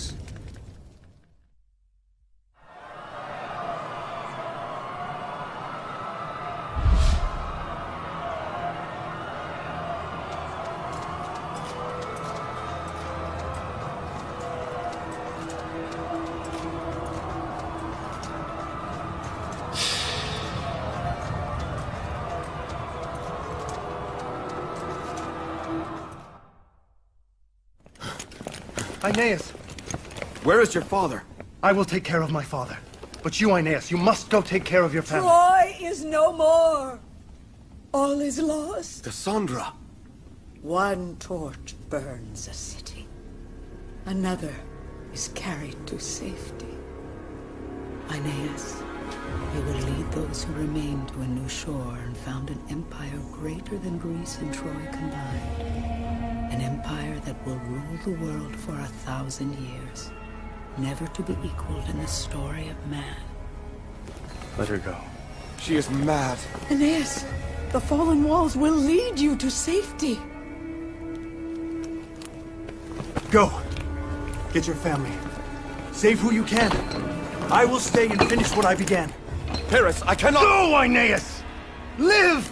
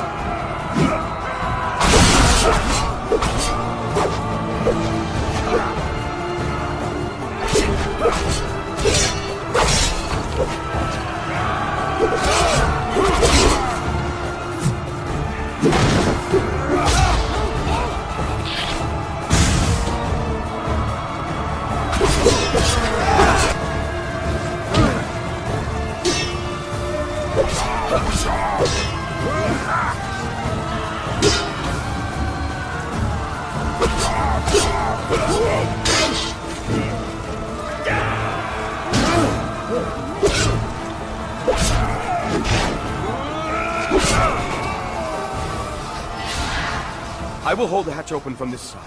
But how will you escape, my son? I will find another way, Father. Don't worry.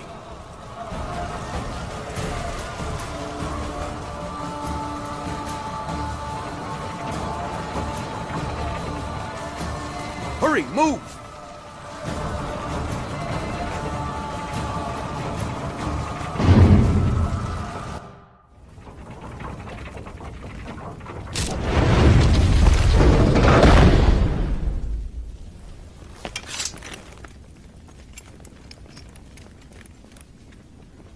Aeneas, look, Alpha and Omega.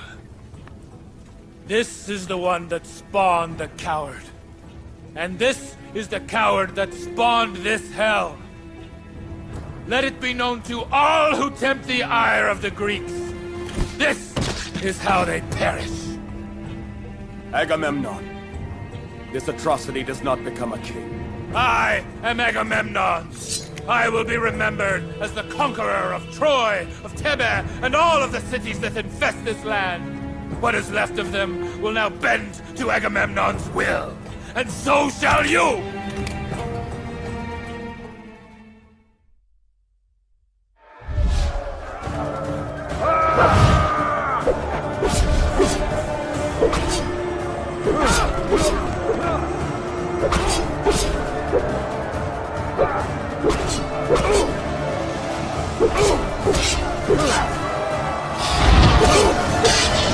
Your children will serve my children. Your women will warm my bed.